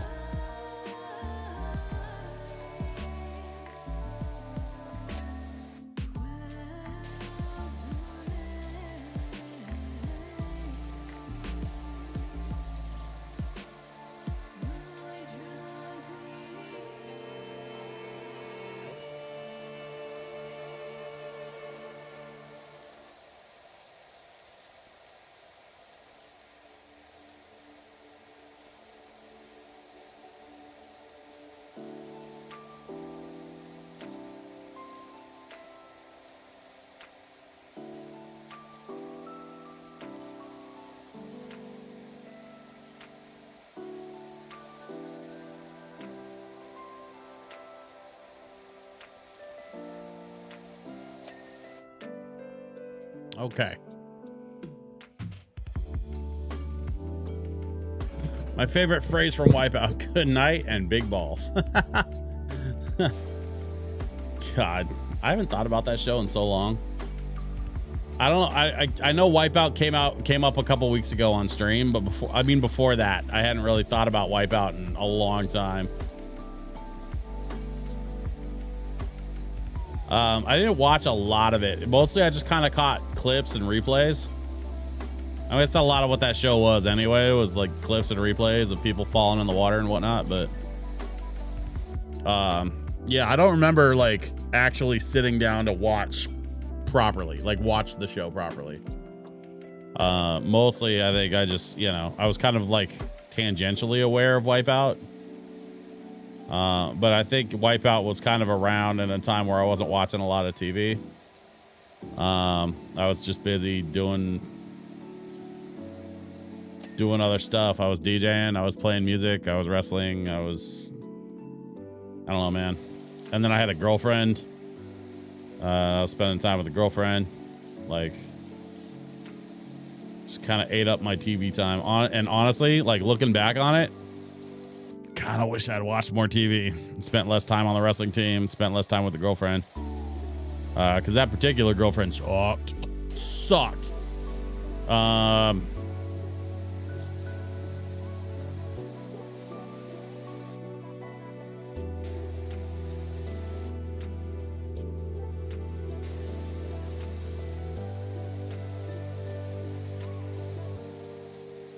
But yeah, I mean, typical teenage stuff, right? I was just kind of completely preoccupied with figuring out my shit. Did not help that I was, also trying to learn how to be a DJ at the same time. And the whole DJ thing really set me apart from everybody else in my class. So, like, it was one of those things where, like, it was partly about identity as much as it was about, like, gaining skills and knowledge. Like I liked being that guy. You know, kind of made me unique and interesting and different at a time when, you know, like teenagers in high school by and large aren't thinking about being unique and interesting and different. Interesting. So we got some like whole ass graffiti that needs to get cleared up here.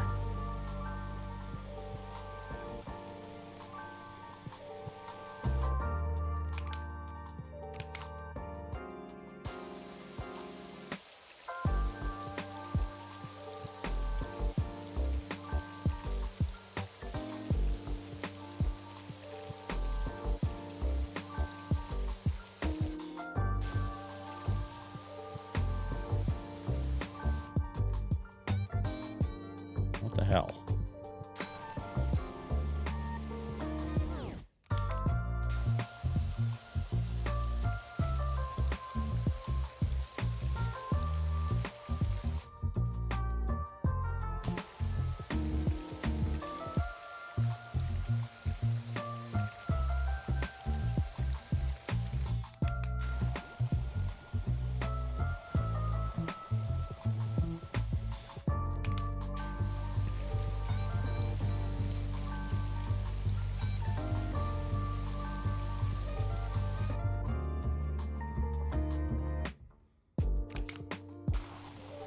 Yep.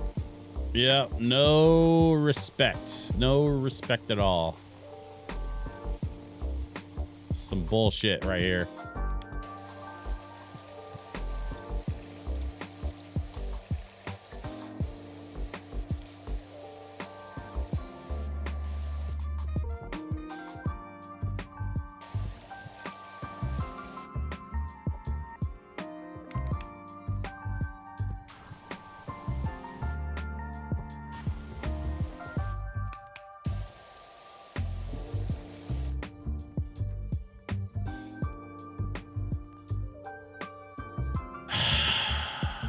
Yep, all this needs to go.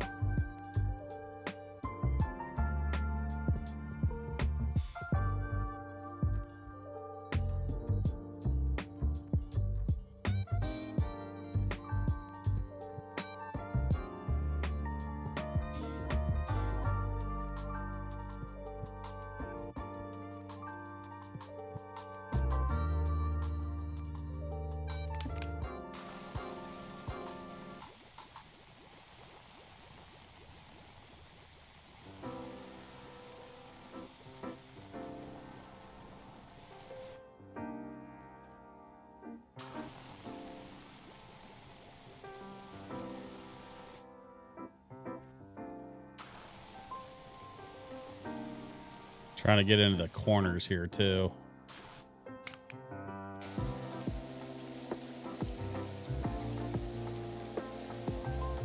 That's not too bad.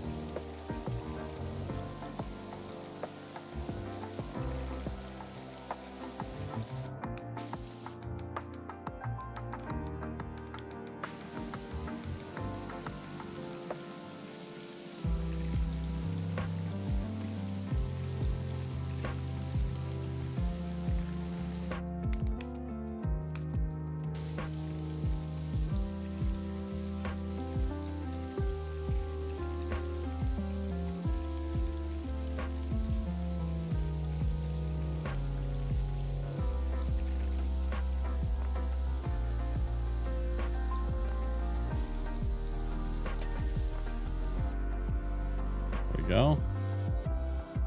And then just this last little bit, I think. I didn't see graffiti around the whole thing. Although I guess I suppose I should check, but I'm pretty sure this is the last section for this wall. It's just like this stuff here. And then we can move on to probably the benches and the floors. I think I want to do the ceiling last, probably.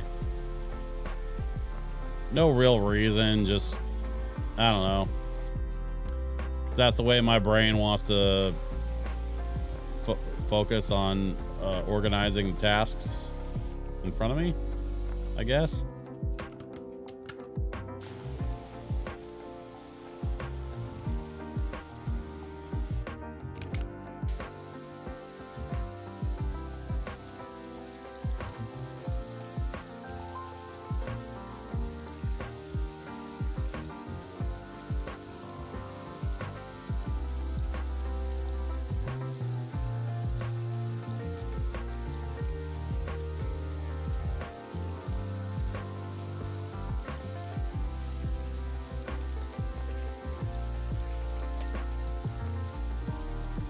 There we go. That's what's up. Now then, where were we?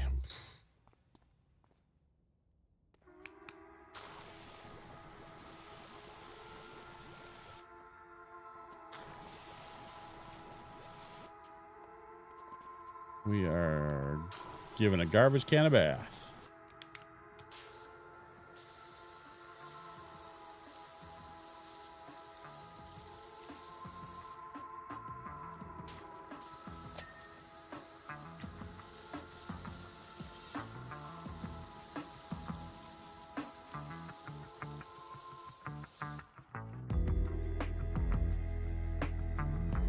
Okay.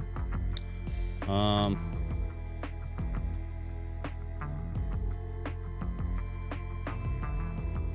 think I want to hit this bench next.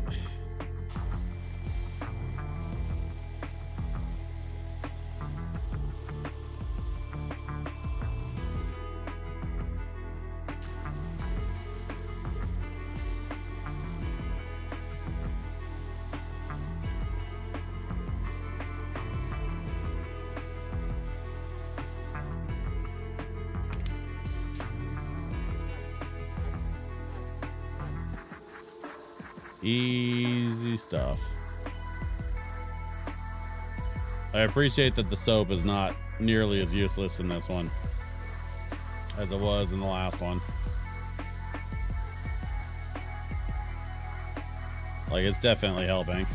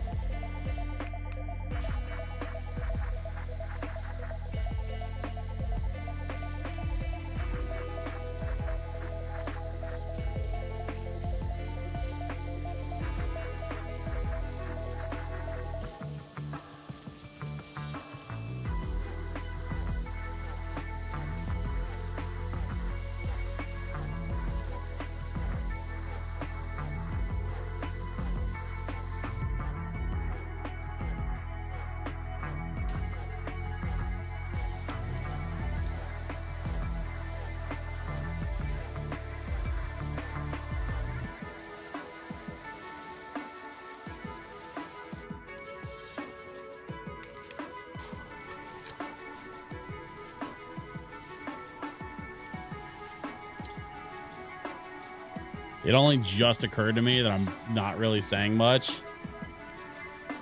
It's tough sometimes because, like, I'm vibing, right?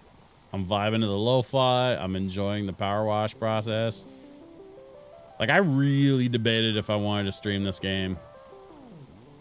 This is the kind of game that, like, I would sometimes just keep for me, you know?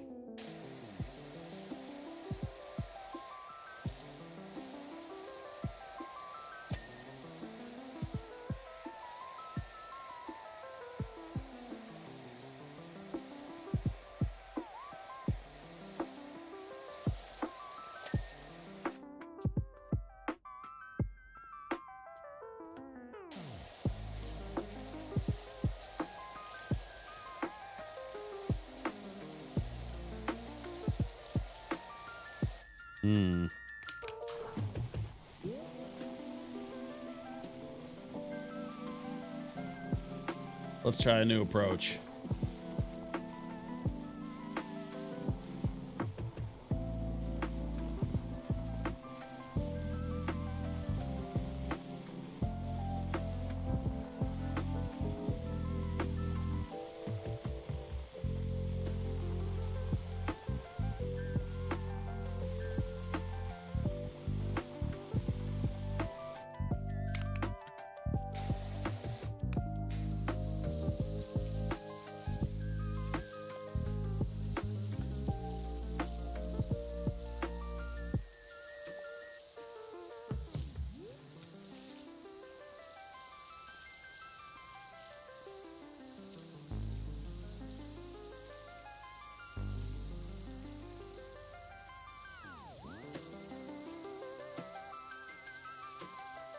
There we go. Okay.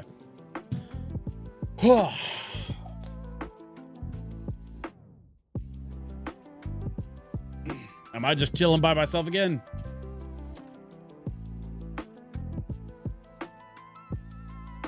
It's very possible, and that's okay. It's Friday. I know folks are busy.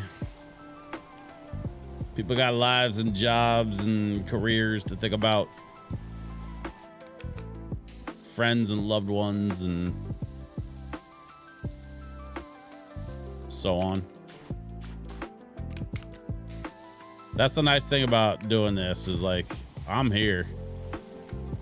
If y'all need me, I'm here. If you don't need me, I'm here. I'm lurk vibing. Nice. We love a good lurk vibe.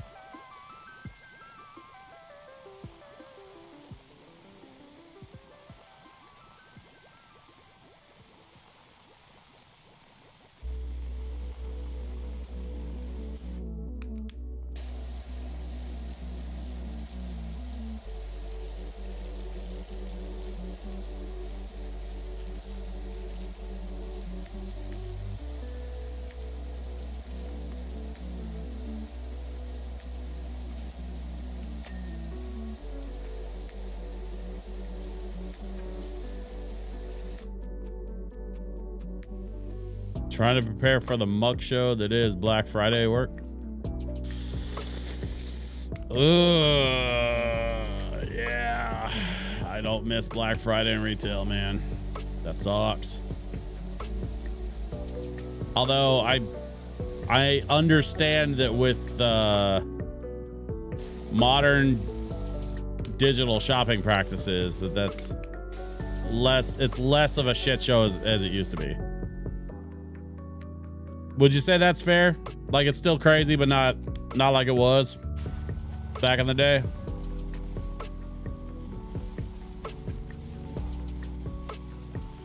That's my understanding, mind you. I haven't worked retail of any kind in many years.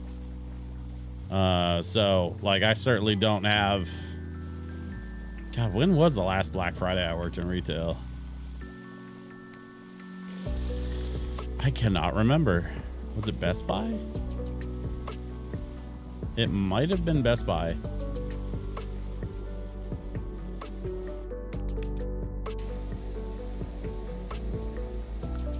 I can tell you I worked Black Friday in support when I worked at Xbox. That was weird. Because it was like dead quiet all day. Like phones normally are ringing one after the other in the support center. And then on Black Friday, because everybody was out shopping, the phones were just dead. And we were all just kind of like hanging out, playing Xbox and waiting for the phone to ring. It was weird. New problem is spending time doing exchanges for people that make purchases before the sale. Yeah. Yep, I get that. I completely understand how that goes. People get impatient and then things go on sale and then it's like, no, I want my $6. It's like, lady, it cost you more to come all the way back down here than you'll be saving if I exchange this for you. But sure, why not? Snowhole, how am I doing? Does that sound about right? Does it sound accurate to you?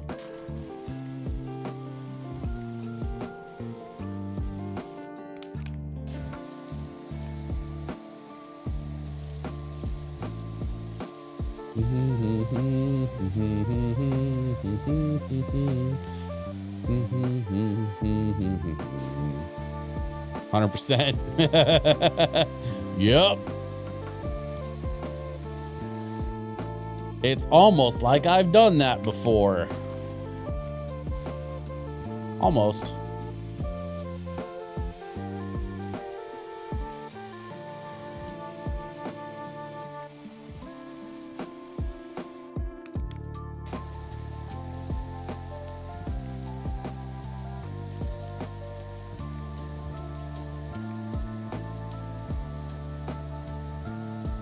You know what was funny to me back in the day was bumping into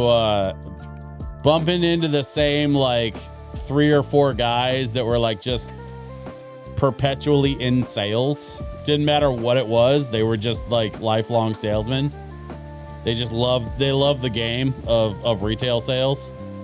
And so like my whole thing was I was DJing. It's funny, I was just talking to somebody about this. I would DJ in the summer months because that's when the weddings and events and stuff were.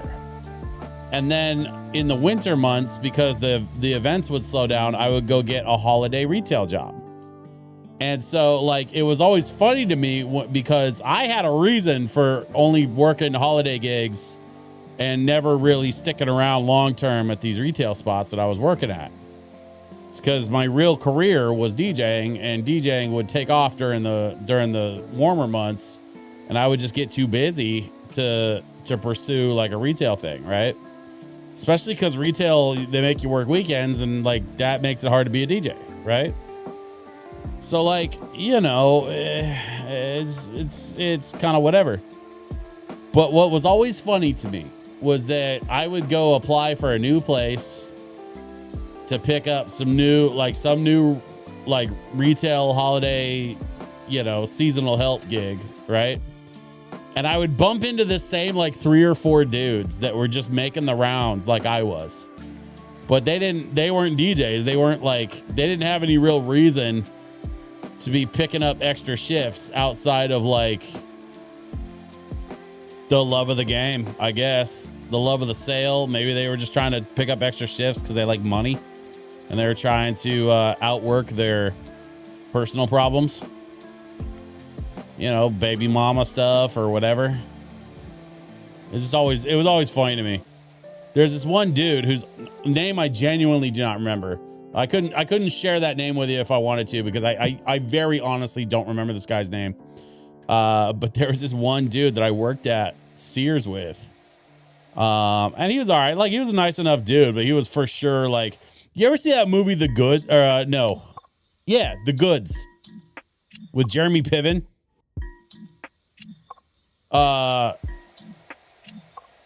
That's kind of what this guy reminded me of. Just like professional car salesman who just happened to be selling something other than cars. But like he just oozed car salesman. Like in the best way. And he was aware of it too.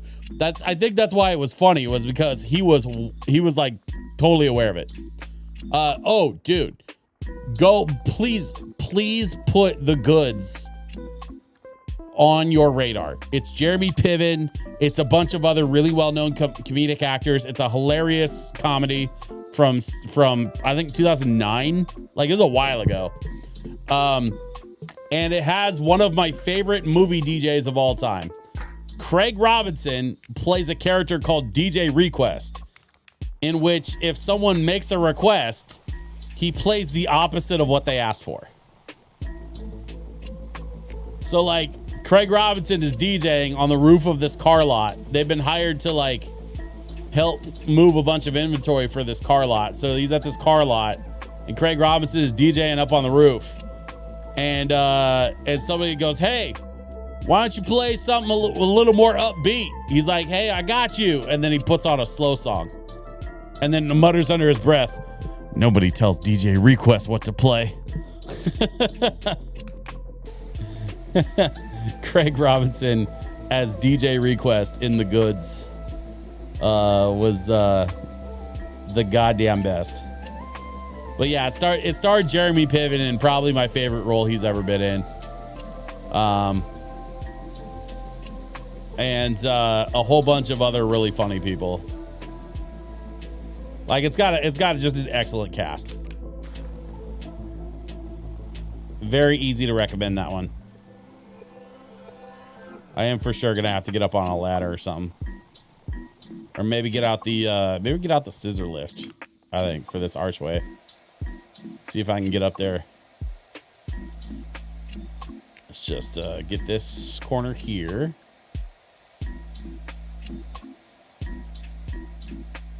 All right. Scissor lift. It's It's right here.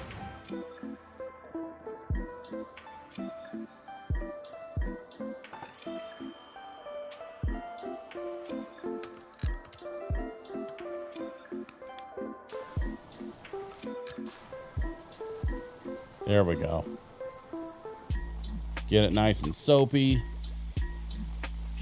And then we hose her down. 3, 2, 1, hose them. Should old acquaintance be forgot? Ghostbusters 2? Anybody?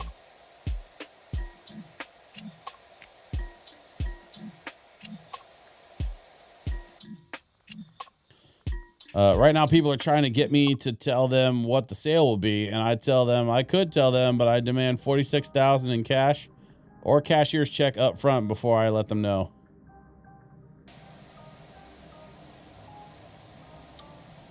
Some people's kids, man.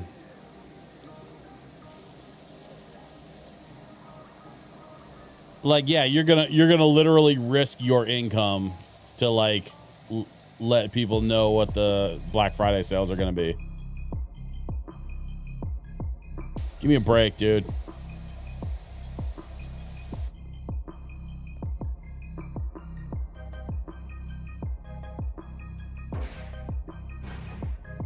Hey, I know it's just like your job or whatever, but can you tell me anyway? Because I'm special and the rules don't apply to me.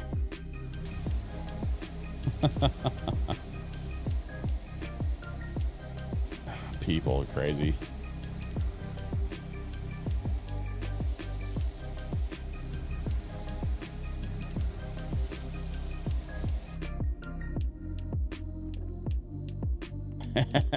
It's always the quiet ones.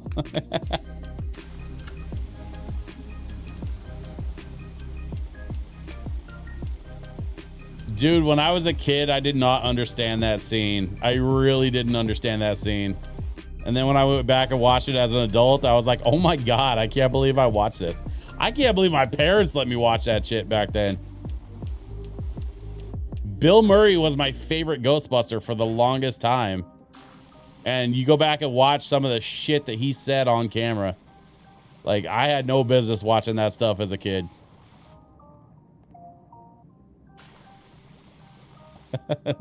Same here. Yeah.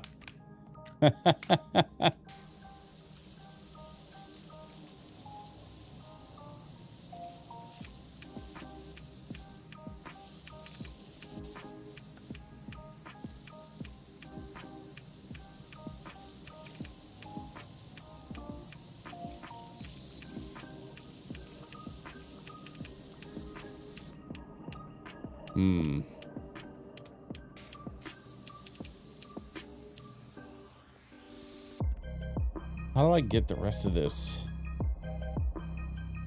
How do I get the rest of this arch under control, man? I might have to come back to this. I got a lot of other stuff to clean. Like a lot of other stuff.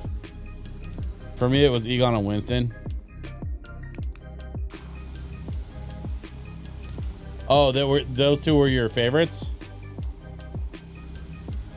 Yeah, I can see that. I mean, truthfully, I love them all. I don't really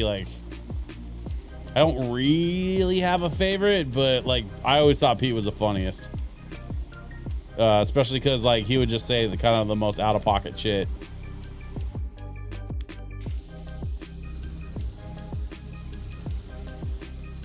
Because, you know, Bill Murray. That's how Bill Murray does. Even back then, that's just how he was.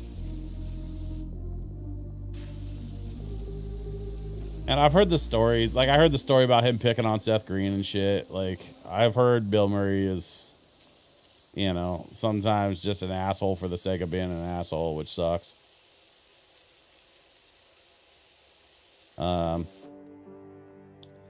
But, you know, as I understand it, I don't believe he's done anything that warrants like any kind of major attention or revulsion. My understanding is he's just kind of a bit of a jerk sometimes. But being a bit of a jerk is not the same thing as like, it's not like he's Harvey Weinstein. You know what I'm saying? Like, the guy's got his faults, but then again, he never pretended like he didn't. So can't really be that mad at him. He used to own the minor league team there in Minnesota. Nice.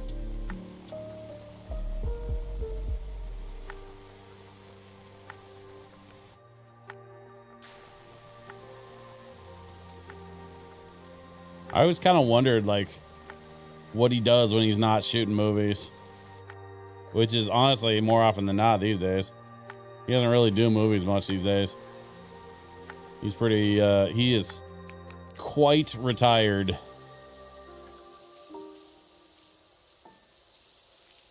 Although him showing up in, what was that, Zombieland?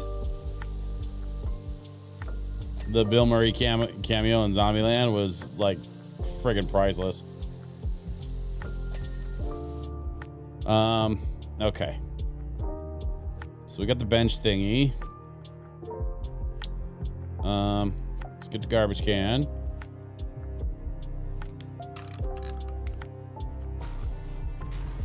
Ugh. Man, today was a good day. I got so much stuff done today. I had 2 meetings. That is 2 more than I usually have. With 2 separate clients.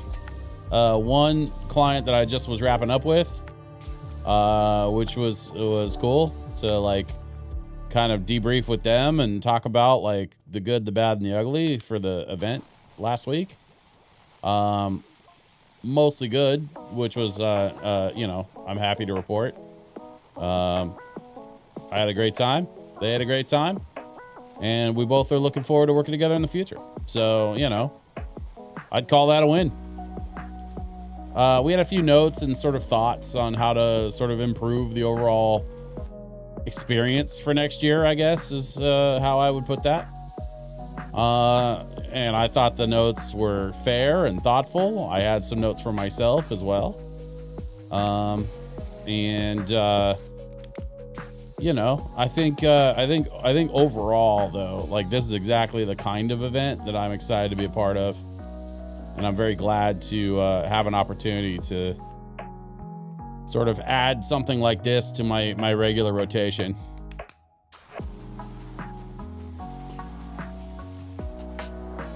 Oh, and the best part is it's going to be a Halloween weekend next year. Which means I don't have to get booked for some shitty Halloween last minute thing because I'm already booked for a nerdy event, a nerdy cosplay focused event, no less. A 3-day cosplay focused event on Halloween for 2026. I am so friggin' down for that. There's going to be dancing and karaoke. There's going to be some light role playing and some crafting and just all kinds of nerdy fun things.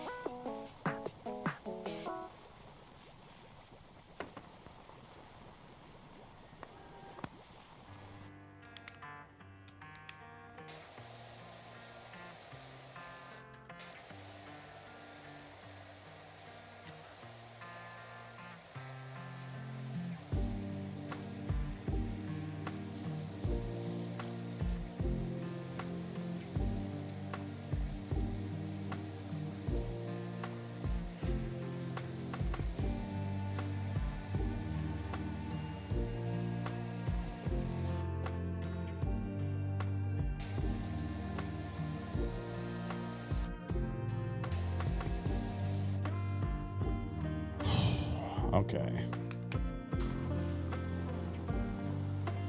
I accidentally gave this door a flat top. My bad.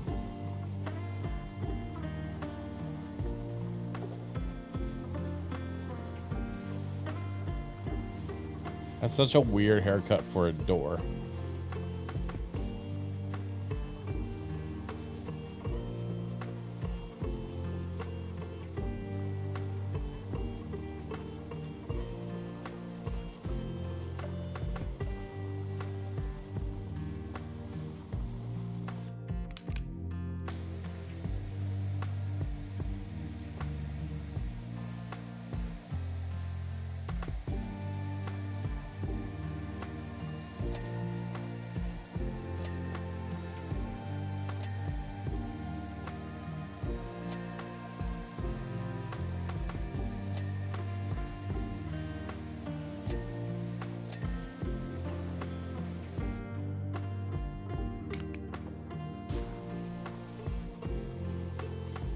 Okay, so I definitely don't think I'm gonna get this whole map done tonight, because we still have quite a ways to go. I mean, we're not even halfway done, man. There's no way we're gonna get this all done tonight. But that's all right. That just means we'll just come back to this next time. So let's see. Wednesday, we're gonna finish Leave It Alone. Which that one we definitely will finish because we're more than halfway on that game. So we'll probably do one more stream with Leave It Alone, and then next Friday I'll be streaming again as expected. However, I do have an event Saturday that I may have to get up kind of early for, so it's very possible that my Friday stream won't be that late. Because I do have an event that I have to go table at. Thankfully, I'm not like DJing. I'm just gonna be running some lo-fi music and like hanging out with folks. So that'll be nice to like just kind of kick it.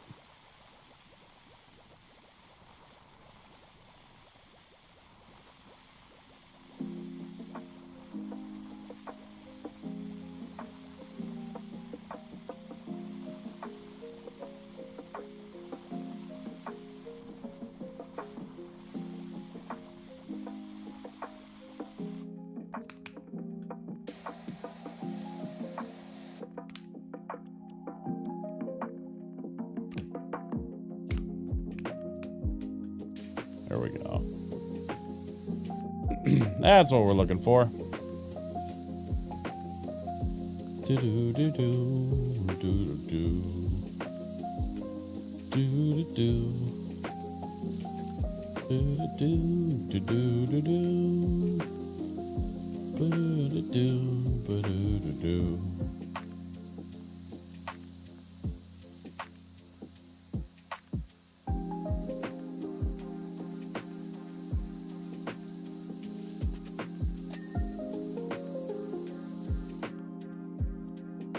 Okay, well, that wall section is done. I don't think I meant to just go down the line here, but I mean, at this point, in for a penny, right? Let's get this big old backdrop section.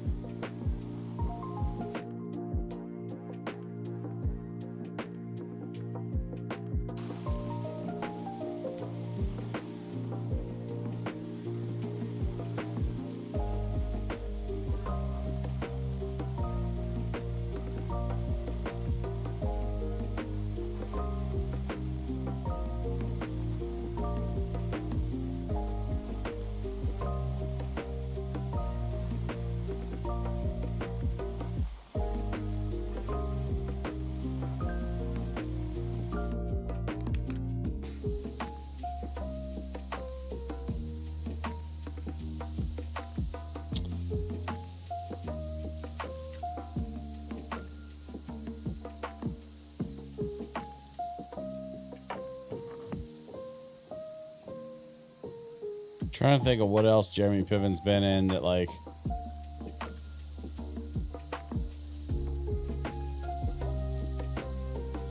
I know he was in Entourage. Entourage, I have kind of a weird relationship with, because I did like the show. But I also sort of fully acknowledge that most of the characters on that show are the worst. Like, that whole show is just full of just awful, awful, awful characters. And I think that's by design. Like, I think it's kind of, like, intended to be that way. But, man, like, it is hard to root for any of those fucking pricks on that show. Then again, Sopranos is kind of the same way. And Sopranos is one of my absolute favorite shows of all time. Woke up this morning, got myself a gun. Yeah, I like that show. I like that theme song.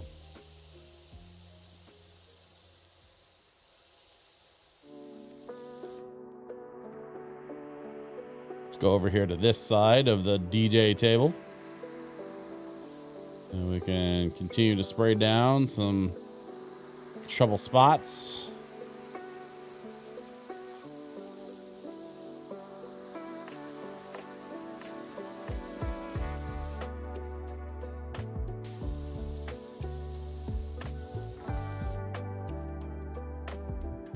This like sunrise pattern is crazy though.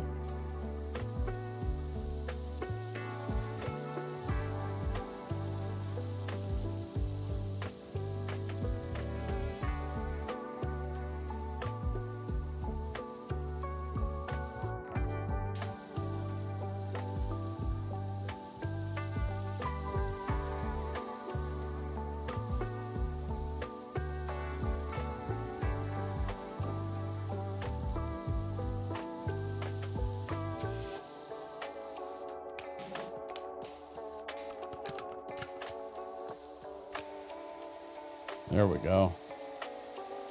That's getting it off. Pause. That's what she said.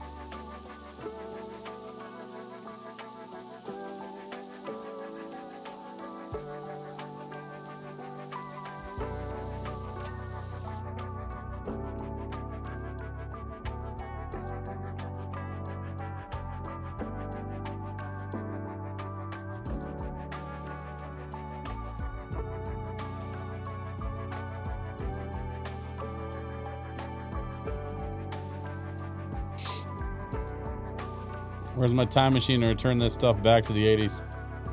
That is a great question.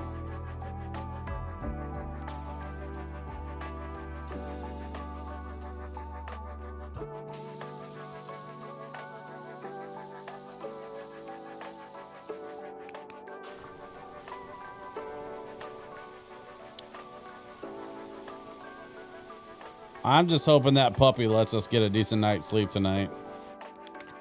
Like, she was atrocious that first night, but last night she was definitely better.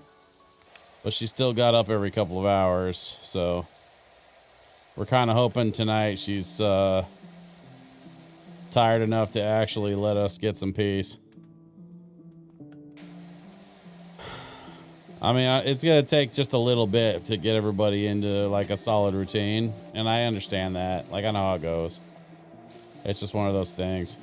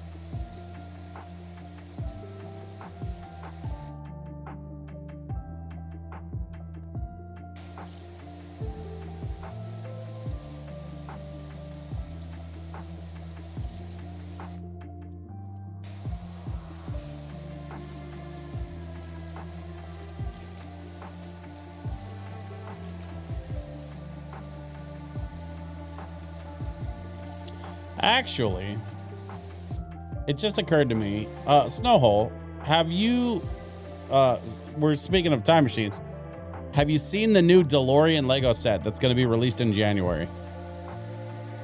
It's like 20 something.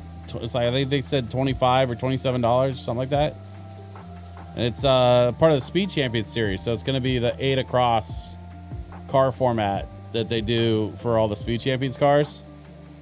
It comes with a new Doc minifigure and a new Marty minifig. And it looks fucking great. Yeah, check out the new Lego DeLorean for January 2026. It actually releases on January 1st. But several creators already have like early copies and they've been making content about it. And the pre-orders are up on the Lego website and I think elsewhere. So like there's pictures and stuff all over the place. Like you can find pics and info about it pretty easily. But this is the kind of thing, especially like if you're not like a big Lego nerd. But if you like Back to the Future, but you're not like huge into Legos, like honestly, this is like a $20-something set. So like, you know, it's not like my DeLorean that's up above my, ask the Lego store at work about it. Yeah, they'll know. They'll have it, I'm sure. Like I got the big DeLorean that's like in the glass case above my turntable, above my, not my turntable, my record collection. It's off camera, but it's up there. It's actually on the shelf. So I have the Ecto sitting in the glass case on top of the record shelf. And then I have another shelf above that with the Lego, the big DeLorean in another glass case. The DeLorean that they're coming out with in January though is not one of the big, like, you know, $100 plus $200 plus sets. Like it's just a little $20 something set. It's perfect for people that don't want to spend a lot of time or money on Legos, but like if you're a Back to the Future fan, ooh, it's going to be an excellent little set.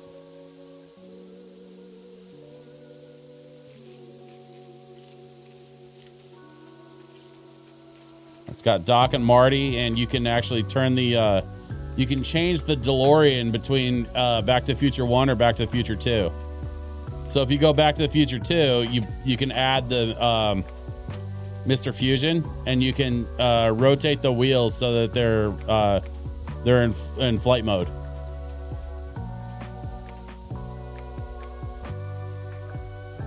Which of course is how mine is going to live. Like, well, no, I take that back. I'm not sure yet. I haven't decided yet. I probably want to get a display for it so I can put it next to the big one. The big one is in flight mode for Back to the Future 2 because that's my favorite version of the DeLorean.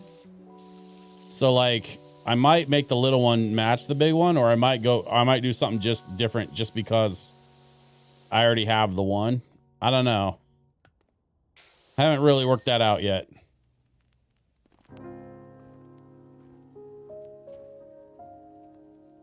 There's your Polaroid camera. Oh, right here. Yeah. It's photo booth, man. You hit the button, you stand back, you get the picture, and then it spits it out at you. See? It says so right there on the wall. Photo booth. Shiny neon sign, too.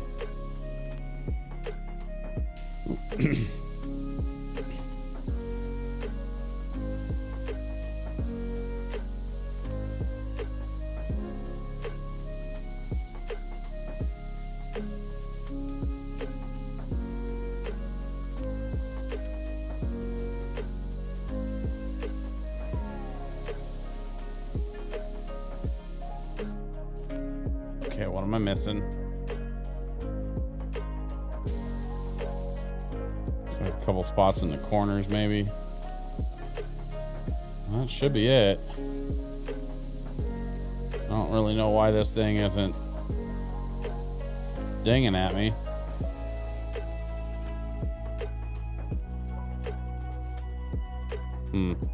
Weird. There we go. Retro wave future. That explains the See, I knew this friggin' bird thing was graffiti. Dang it.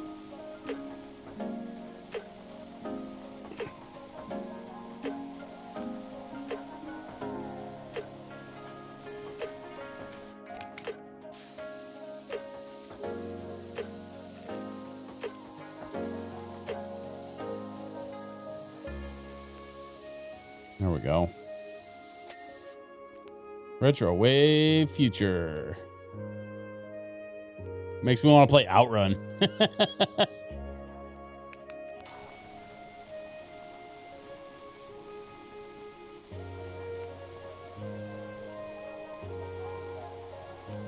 There's a game that needs a comeback. I wonder who owns the rights to Outrun. Somebody should option the movie rights for Outrun. They can make like a Cannonball Run style film. Kind of like they did for what was that, Need for Speed? Starring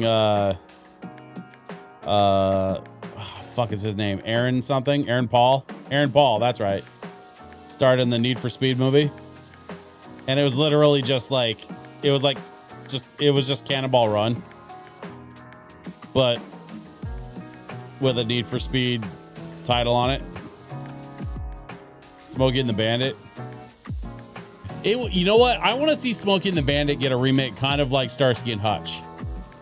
Where we get like a fun like buddy comedy duo kind of thing. But like updated for the 21st century. You know what I'm saying? Like let's get a new car up in there. You know, we can cameo the old car because, you know, the car kind of makes the show, right? But then we like hook them up with a modern day version of the car. Something that people can go out and mod and buy. You know, like a friggin' like a modified Challenger or something. Am I thinking of the right show? Wasn't Smokey and the Bandit the one where he had the black Trans Am with the gold trim?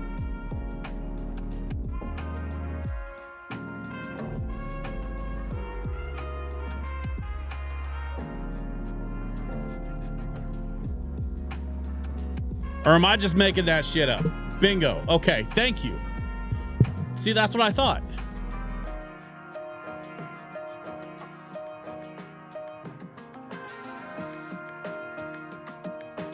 What am I doing? I forgot what I was doing. I started cleaning the floor for no real reason. But I'm not there yet. I gotta clean the rest of this stuff. Oh boy. Okay. Well, this is disgusting.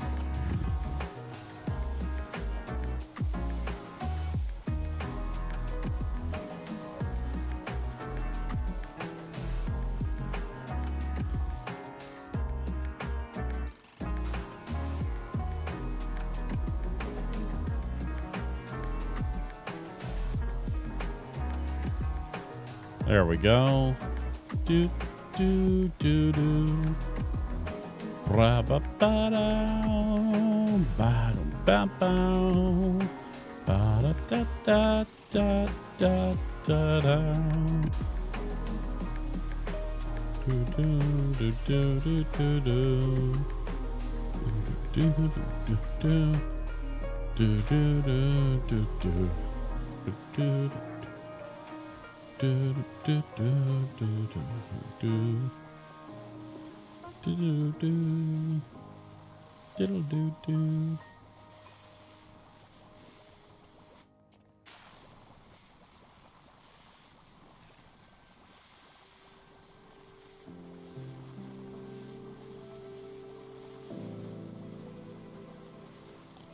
How are we doing on soap? Well, we got enough left. See if we can get the undersides of these stools and the counters. And then we should be able to call it good. I'm not going to worry about the windows just yet, because I have to kind of tackle those from both sides. So probably do those last.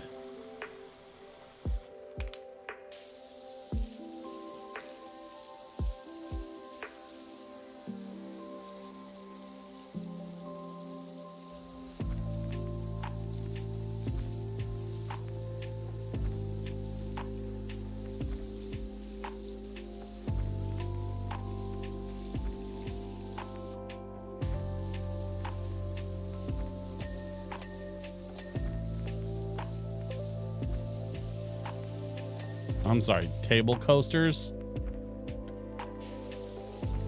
Huh.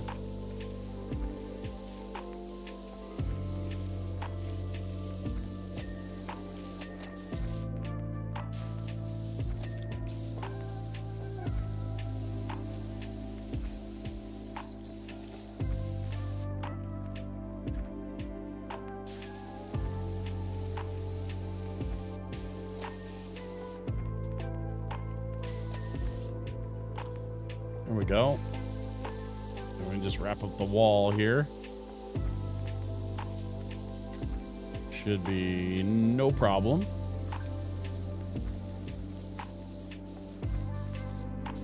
Give myself a good head start on these like porthole window things.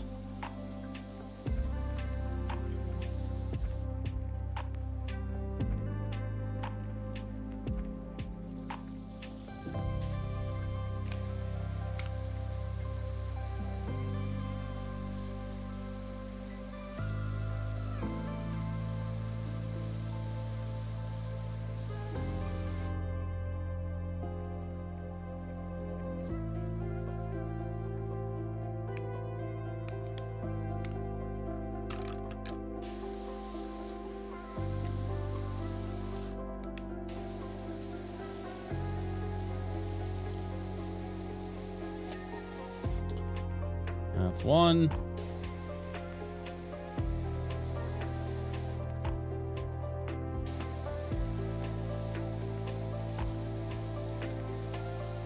We should definitely be playing some Cyberpunk.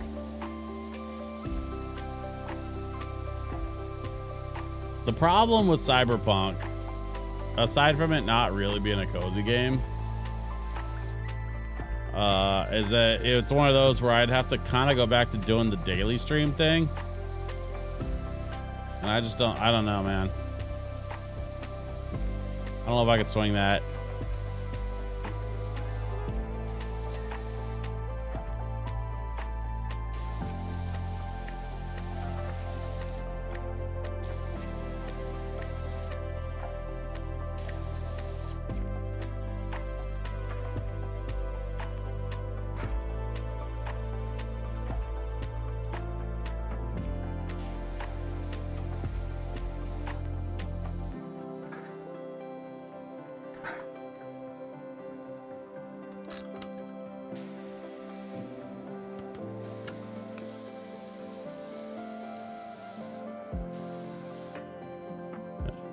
No hats to misplace in that game. Can't be having that. You'd be surprised. On more than one occasion, I've woken up like completely naked and like just kind of left wondering like what the fuck happened to my clothing.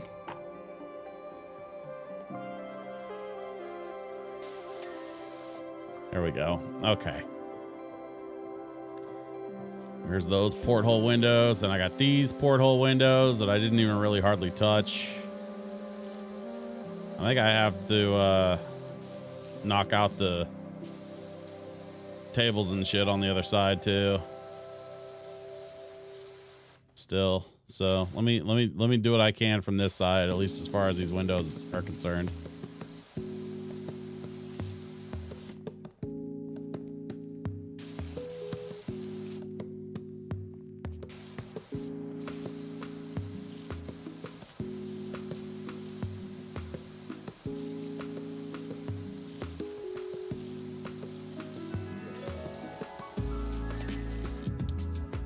There's that one.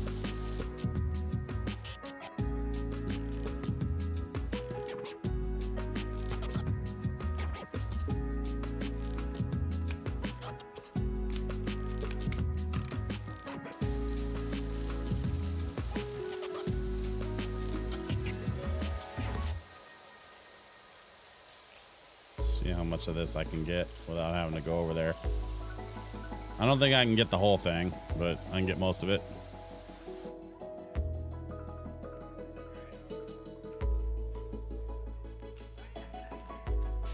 That would not be what I would be asking.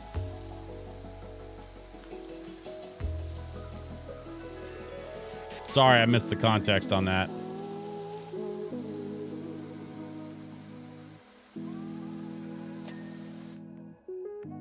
So it's just this middle one here.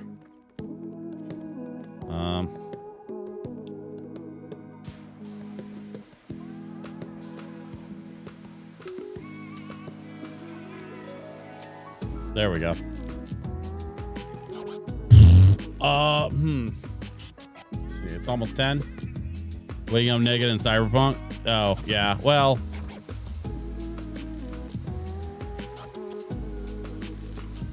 I mean, you wake up in your own bed. It's not like you're, you know.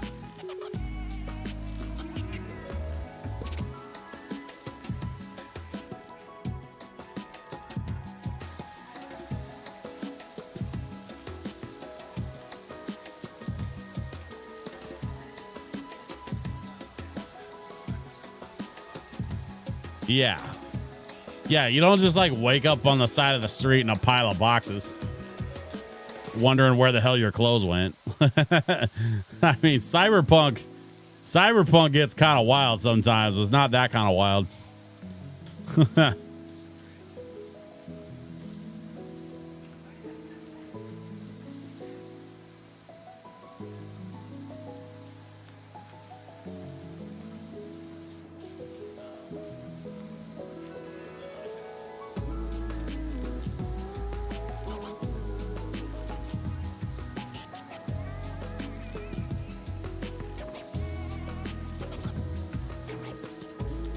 Barely even need soap for most of this. At least this wall. Some of this darker colored stuff, I might have to get creative with it. But we'll get there in a second. No need to rush.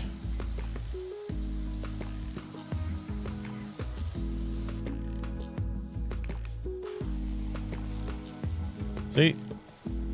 No problems. Just get some soap on the table there.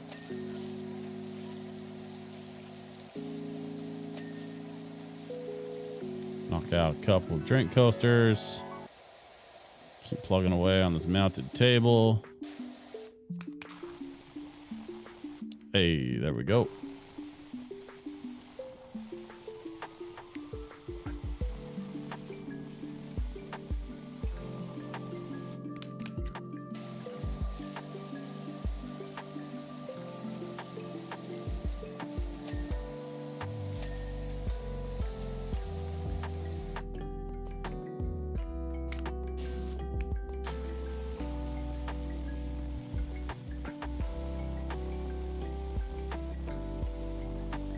Here we are.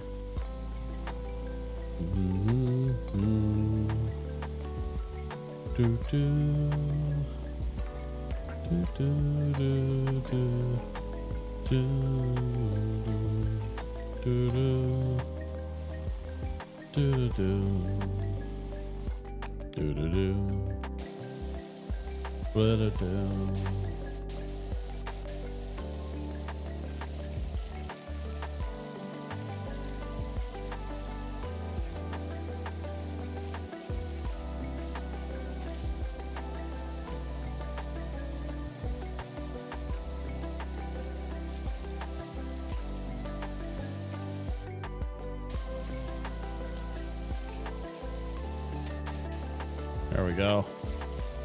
Wall's done. We just gotta knock out these stools.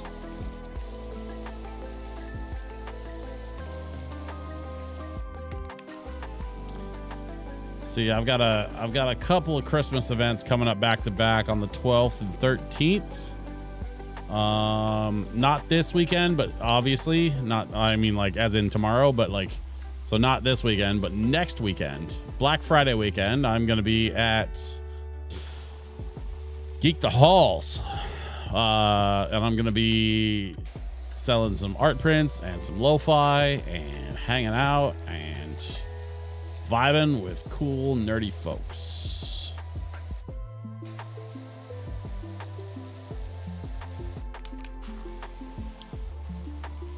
It's going to be a good time. I'm looking forward to it. Geek the Halls is such a cool event, and it's put on by some old friends of mine that I've known for a long time.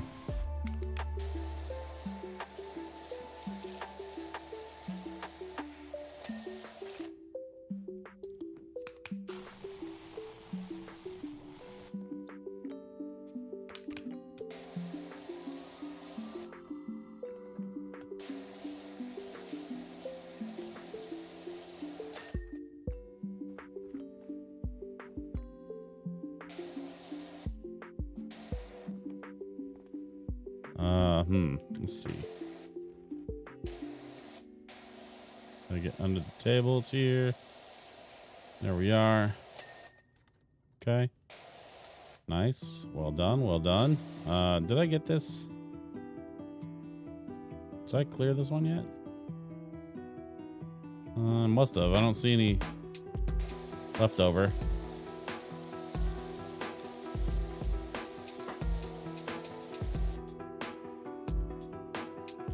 Man, what a difference. Look at the night and day. There's so much color now, and the place is so much brighter and cooler looking. I think I need to get this carpet sorted though.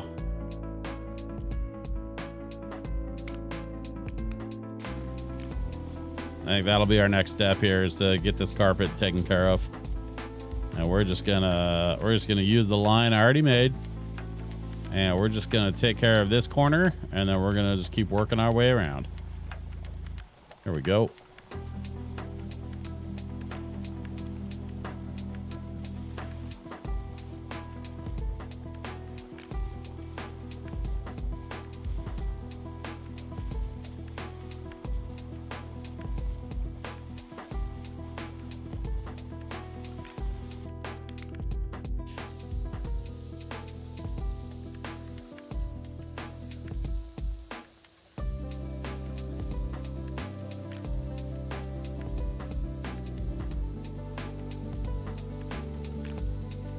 Aha!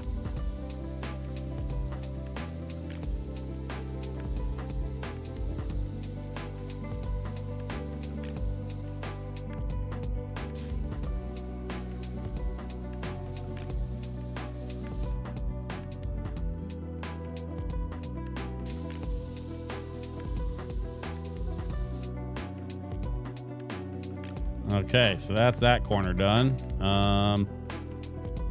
I guess we'll just keep working our way this way.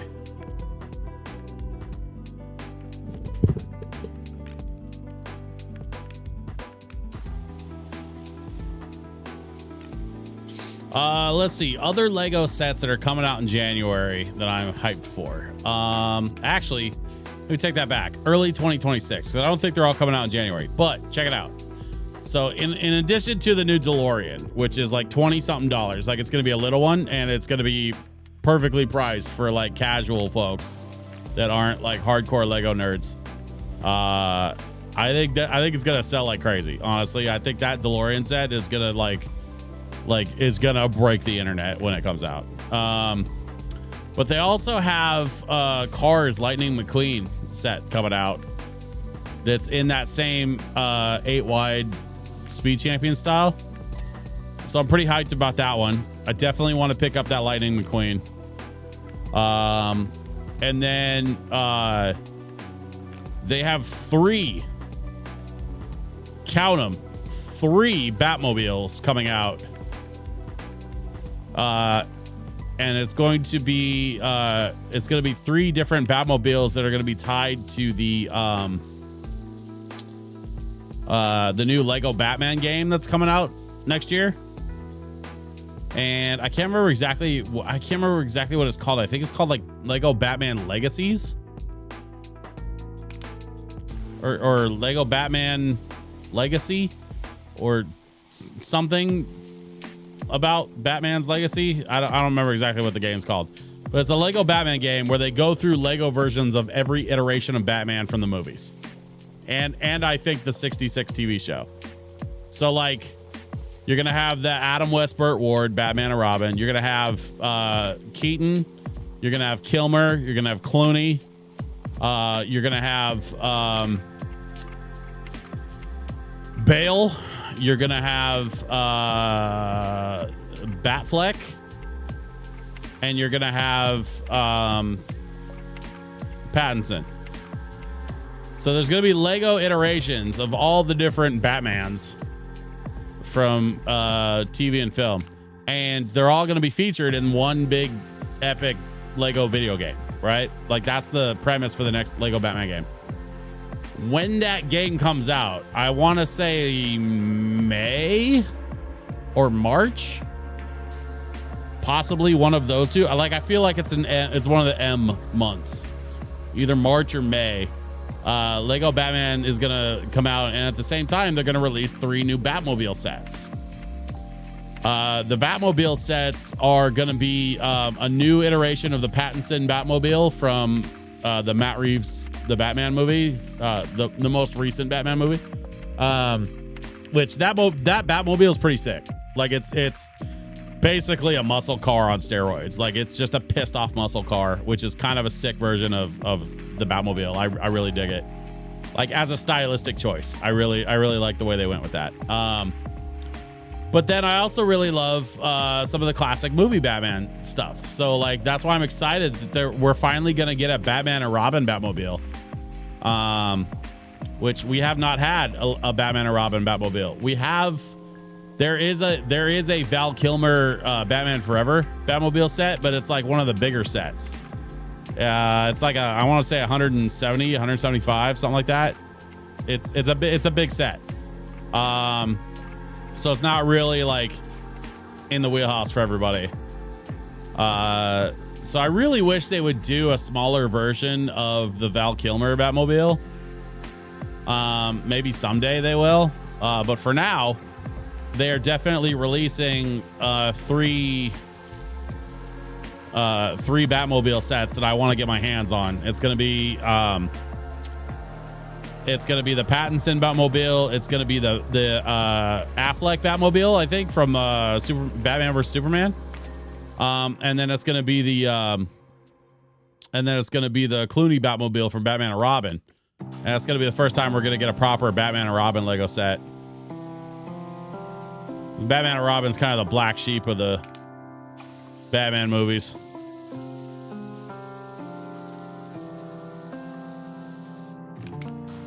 So it'll be nice to finally get like some proper Batman and Robin Lego love. But yeah, between those new Batmobiles, the Lightning McQueen and the new DeLorean, like I am for sure going to be buying some Lego cars this year.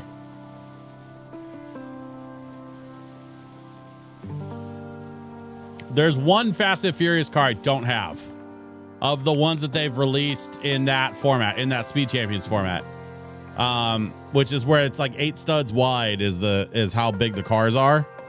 So they try to keep it kind of within that format as they do all these different car releases and stuff. Most of the Speed Champions cars are like actual cars, like Ferraris and Lamborghinis and stuff.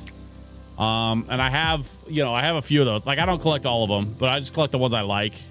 Or the ones that jump out to me, I have several of the Dodge Challengers. In fact, I have a new one I just built that's like sitting over there. I haven't even put it on my shelf yet.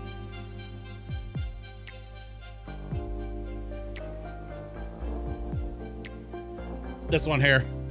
So this is what I'm talking about. This is about the size of the DeLorean, and this is about the size of Lightning McQueen. This is how big this is gonna be. Is this big? Right? So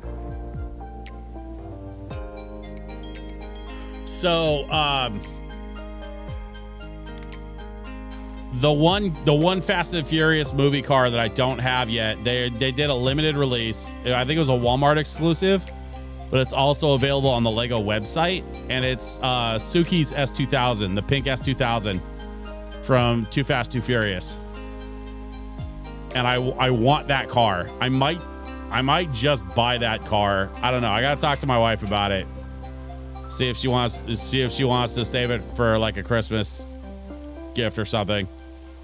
But I want to buy that car.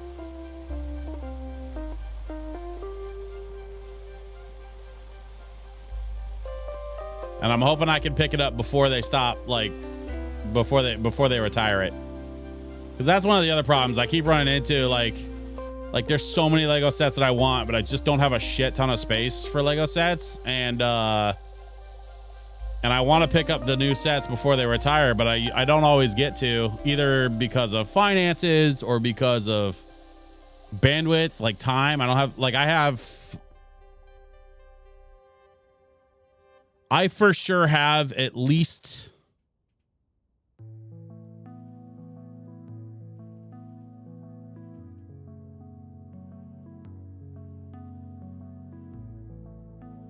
I have at least 4 Lego sets still in the box that I haven't built yet. I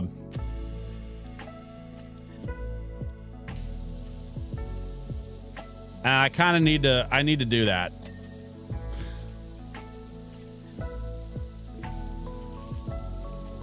Hell, I might just work on 1 or 2 of those this weekend. That would probably be a good way to spend my weekend, actually, is getting caught up on Lego stuff. Oh man, look at this clean, sparkly carpet and this sick ass DJ booth and this crazy dance floor / roller floor. Y'all, this is coming along quite nicely.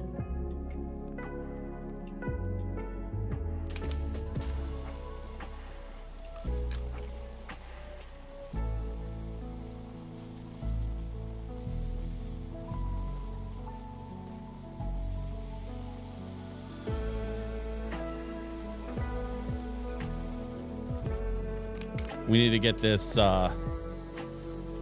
this section done. Yep, there's that. The arched wall trim. We need to get the rest of this wall trim over on this side. I'm gonna leave the ceiling because that ceiling needs to get done, I think, last, and we're gonna do that, I think, separately.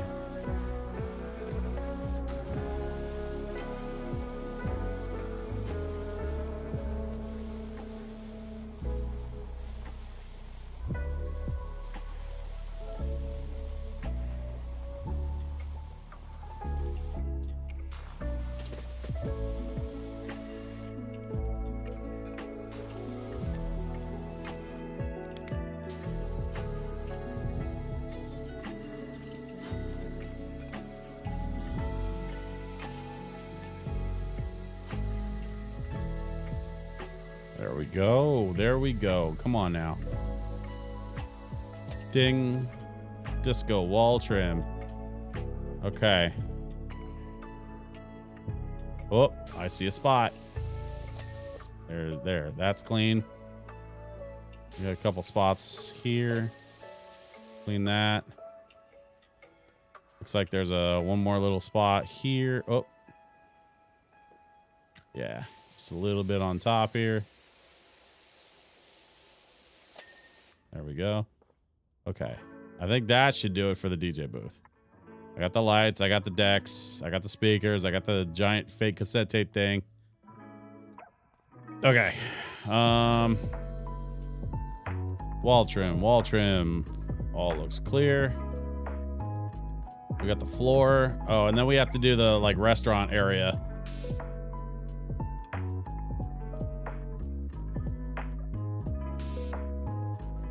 So, okay, real quick,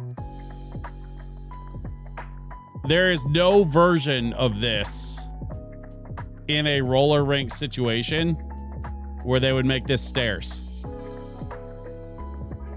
If they were going to sync the cafe counter like this, where people have to go get food, they would do this. They would either put in a ramp, or they would bring it up so that it's flush and level with the rest of the space. They wouldn't sink it down into the ground like this for a roller rink unless they added a ramp so that people could roll down and then stop themselves on the counter.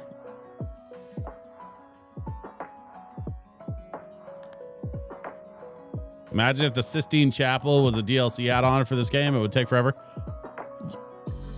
You'd think it would take forever, but actually my understanding is it's not that big.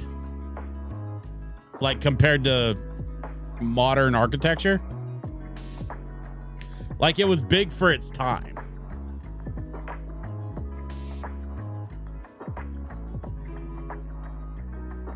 I would totally have stairs, no ramp. No, I mean, that's the thing, man. You're limiting access for the roller skaters, right? So like roller skaters, yeah, they could use the handrail to get up and down slowly or whatever, but like realistically, this is a safety hazard waiting to happen. I can't imagine an actual roller rink having stairs to get access to the food area. They can take off the skates. They can. You're right. They can, but they won't. And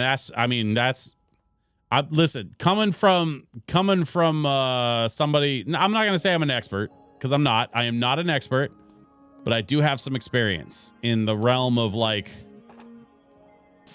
both roller and ice skating cultures. And I am here to tell you, they could take their skates off. They probably won't take their skates off. That's why I have them sign the waiver. I mean, you know, yeah.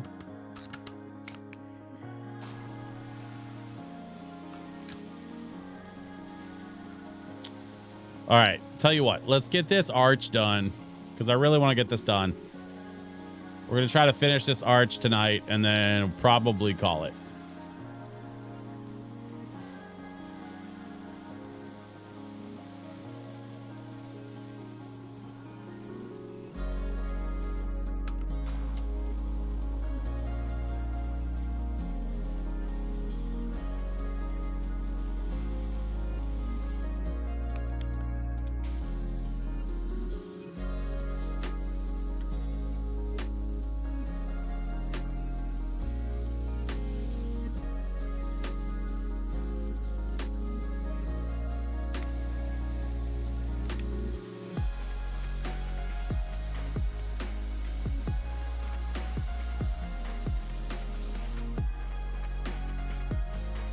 Looking okay. I mean, obviously we've got some spots still, but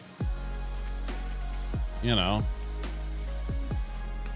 go through and just power wash as we go. Hey, hold up. I think we got the walled archway.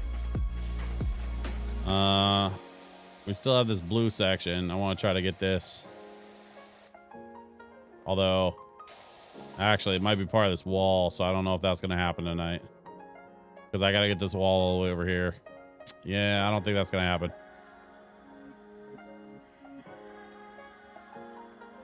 Okay, well, I guess that's it then. That's our archway. And, oh, I missed some spots on the floor. Well, we can't have that.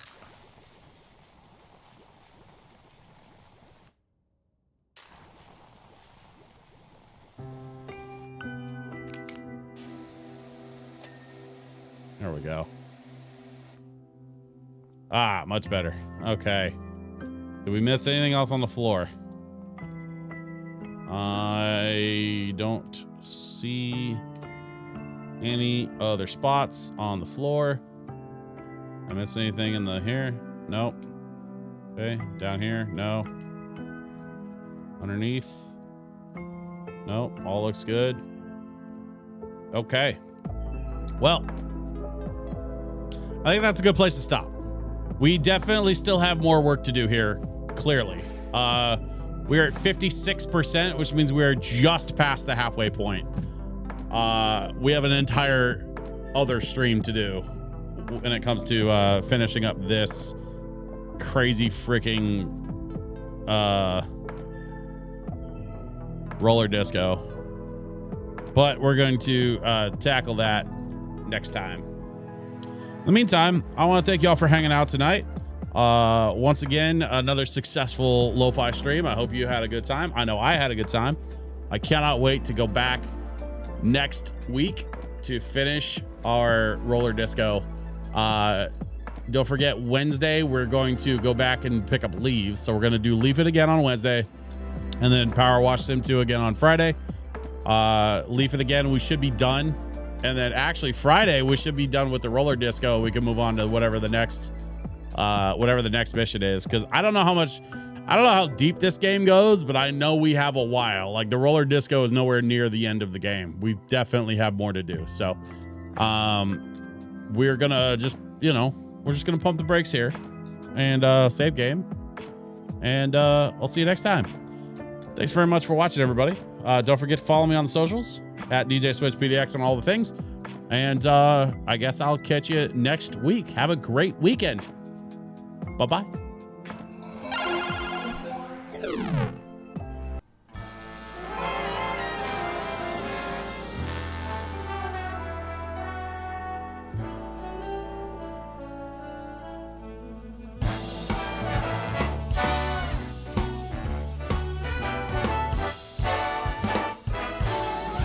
this was a triumph. I'm making a note here, huge success. It's hard to overstate my satisfaction. Aperture science. We do what we must because we can, for the good of all of us, except the ones who are dead. But there's no sense crying over every mistake. You just keep on trying till you run out of cake, and the science gets done, and you make a neat gun for the people who are still alive.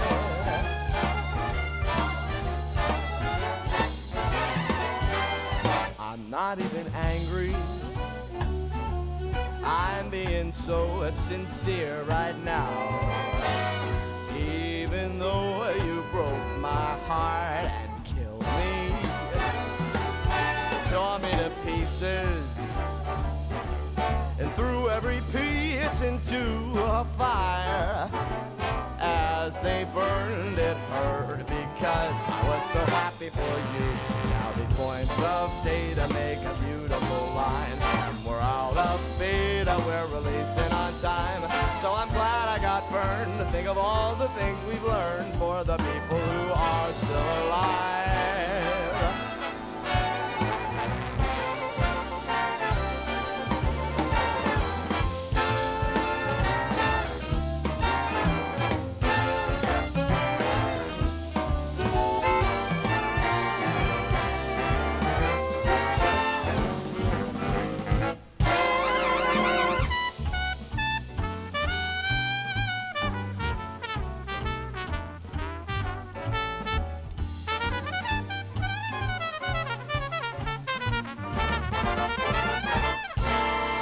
Look at me still talking when there's science to do. When I look out there, it makes me glad I'm not you. I've experiments to run, there is research to be done on the people who are still alive. And believe me, I am still alive. And while you're dying, I'll be still alive. I feel fantastic and I'm still alive. And when you're dead, I will be still alive. Still alive, still alive.